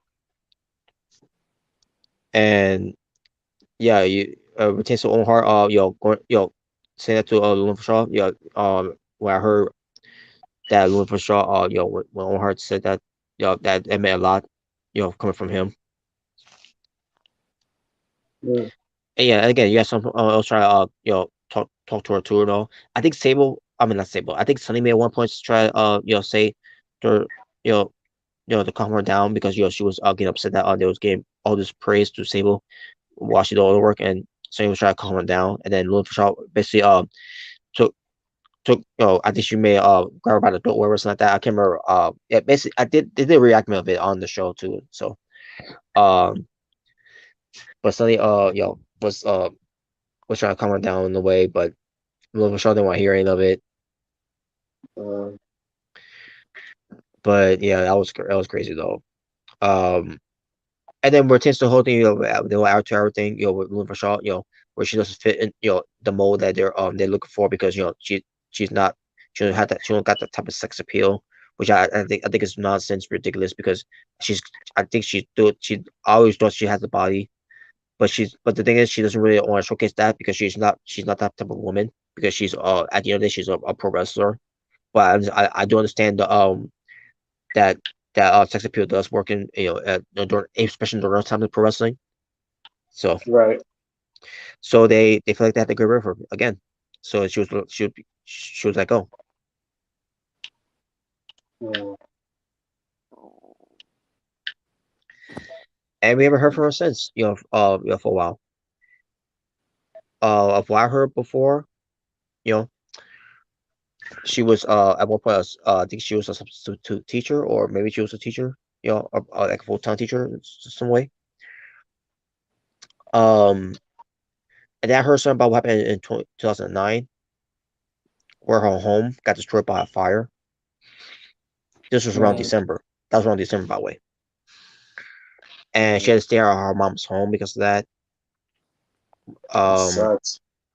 yeah, and then What 2010. same year wasn't that the What, same year where Jeff Hardy's house got burned down? Because I remember Jeff's house what got was it? burned down. No, I think it was 2008. 2008. I think it was 2008. 2008. Because 2009, Jeff Hardy was still around until he left, and then Jeff Hardy got in trouble, or after he left WWF. I mean WWE, I should say. Um, Yeah. Okay. and then 2010, you know, before he was trying to have her come to TNA Wrestling for Hardcore Justice. That was the year, they changed it from Hard Justice to Hardcore Justice because ECW guys would come in, or should I say EV2 was the name. Mm-hmm. But yeah, they was gonna do something with to do like their own one night stand in TNA Wrestling.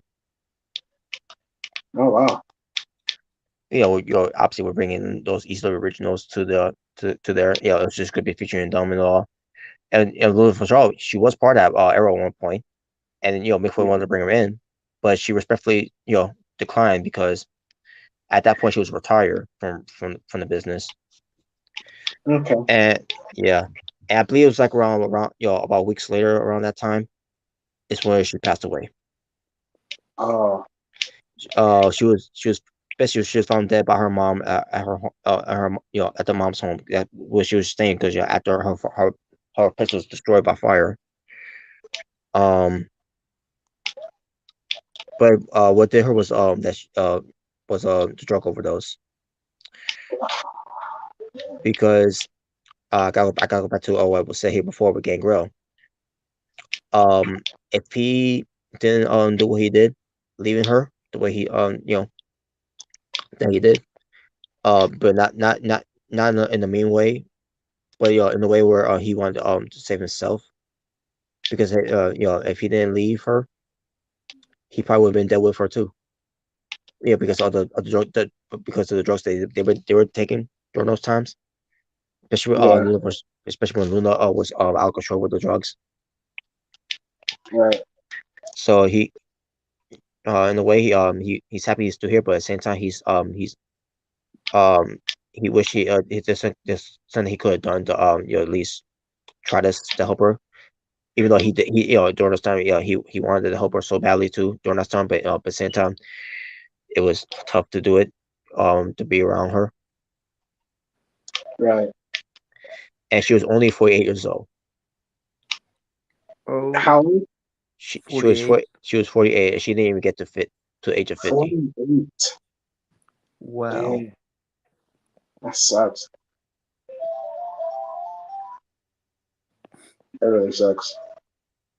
Yep. Yeah, so and that was Dark Side of the Ring. Yeah, I'm Um gonna check it out. So I'm checking it out.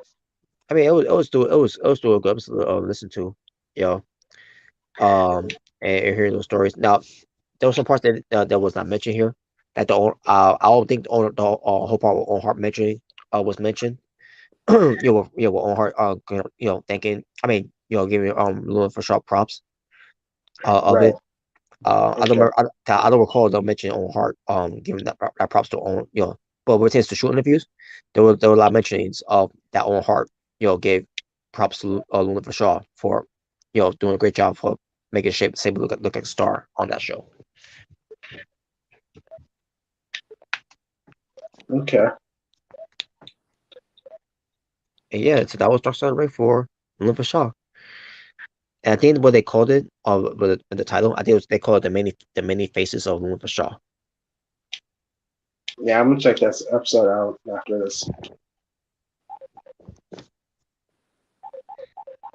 Yeah, I'm definitely checking it out. Hmm. Yeah, I think it's a good episode of it, especially with a chance to get to know who Luna Vachon was, and they show clips of her too, of what she would look like before she turned into the to Luna Vachon that we seen of her, of her get up. Okay. All right. And that's it. That's the show. Before we go, there's someone in their DV, someone saying something about Rick Books. I Yeah, think he Rick meant Boone. I think he meant Rick Boogs. Recruits. I Yeah. don't know unless he did it on purpose, because what he wrote here. But he says Rick Books should be booked. Okay. Okay. At the next, I think he meant the next team over, or people people like the next Ric Flair. I guess I don't know. It's weird. It's weird how he's saying this before. That he needs to break up with Shinsuke Nakamura. Rick Books is more beefy than his tag team partner. Deserves a better booking. I mean, I don't know about like Ric Flair, but I think he has potential. I Rick mean, yeah, Boogs. he's got potential, and we'll see what happens when he comes back. Yeah, Sometime I'm later still. this year, because again, he's still injured. Mrricanjay says, "I'm so glad I don't look like a drug addict." Okay, that's good. Yeah. Hmm. No, don't do drugs, kids.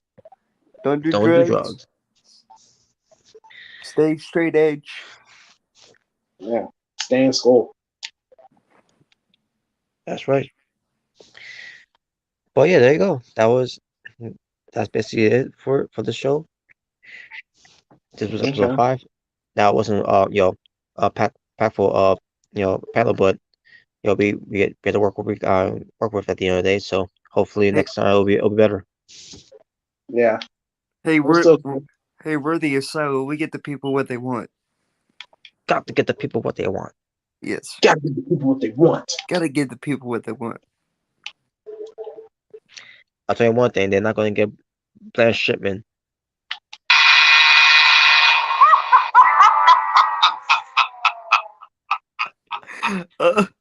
What is that sound from? What is that? That's from Sound Monster Sounds Off. What happened? Basically, Sound Monster Sounds Off that he does for he was doing the Be the Booker that he always does a weekly on his streams on YouTube, and there was one match that it was just a random this whole gift randomly of True Wrestlers thing, and he landed on someone I can't remember, but just to what type of fantasy matches that would happen for basically where it's a WrestleMania match, main event, whatever. And then he started laughing out of nowhere when he landed on someone. When he hit the buzzer sound effect from The Price is Right. Again, I don't remember who he landed on, but it was it was so funny hearing laugh the way he laughed. Okay. I like that one. All right. But yeah, there you go, folks. So that'll be all for the show. Hopefully, when we come back on here, it'll be Chris, Mr. Mrricanjay21 controlling the next Asylum show, where you'll be hearing my wrestling story, with the show with the panel, with some with some wrestlers I've met, which is it's gonna be something to be talked about and also a chance to something about John Cena, which is 2009. I I got talk. can't wait to hear that. I can't wait to hear that. That got talk about. Oh, It's gonna be worth listening to, and I think it's gonna be enjoyable. It's not gonna be anything harsh or mean or anything. okay. But you never know. No. Where it is John Cena. No, bro. but you'll find out. You'll find out about. We'll find out how it turns out. I can't wait to hear that. In a way, it's gonna be funny. But we'll see. But with chance to other things like wrestlers that I met during the TNA days. We'll get to that. I'll talk about that too as well, and also pertains to House of Hardcore as well. You know, which was the third event that I went to with my best friend and his ex-girlfriend at the time. I can't remember what year it was. I think it was 2013 maybe or 2012. Either way, but I gotta look back at it though. But anyway, it was 2013 because I remember it was when Bully Ray was doing the Aces and Ace thing. Oh, yeah. And by the way, fuck Bully Ray. Fuck Bully Ray. I wish I had a sound effect for that too. I'll do next time. You should try to find that and put that out there. Yes, I don't know Bully Ray. I know Bubba Ray Dudley though. Oh god. Yeah, and apparently Dudley doesn't know that the Bully Ray character either. Those damn Dudleys. But yeah, and we'll see what other topics we got as well. Coming from the Asylum as well. So, but other than that, we're gonna end from here. So thank you all for watching. I'm getting tired. My voice sounds about to give out now. So, you guys have anything to say before we close up? I like to say, that Saturday will be my 20th birthday. So if you like to wish me happy birthday, that'd be great. Okay. Awesome, man. That's great. Can't wait to say happy birthday to you, man. Yep. Yeah. 2 years closer for reaching the prestigious 30 mark. Awesome. Okay. Cool. Yeah. All right. Yep. I'm ready. All right. Yeah. You got anything to say? No. Oh. Then Jalen said that the Sonic the Hedgehog 2 is worth to watch. Which I do agree. Since Yes. since when I saw Sonic the Hedgehog the movie, I thought it was good. Besides, Jim Carrey's overselling of his acting, but it's whatever, man. But besides that, yeah. As far as the again, the Batman as well. That's something to get also check out as well. If anyone Yeah. hasn't checked out it yet either. Yeah. I will check that out. I'm Yeah, going to. I got to find out how that is. Cause my brother said it was good. I mean, obviously, it's a Batman movie, so it has to be good. So Mm-hmm. unless it's Batman and Robin. Not just kidding. Yeah. But anyways, yeah. But thank you all for watching. And whenever Mr. Mrricanjay21 is available to do another sound show, we'll see you all guys next time. But if not, maybe it'll be episode 6 for being the asylum. All right. So Alright. yeah, peace on the streets. And fuck Peace. Braun Strowman. And John Cena's a guy. Look. No. And Yes. Bieber sucks.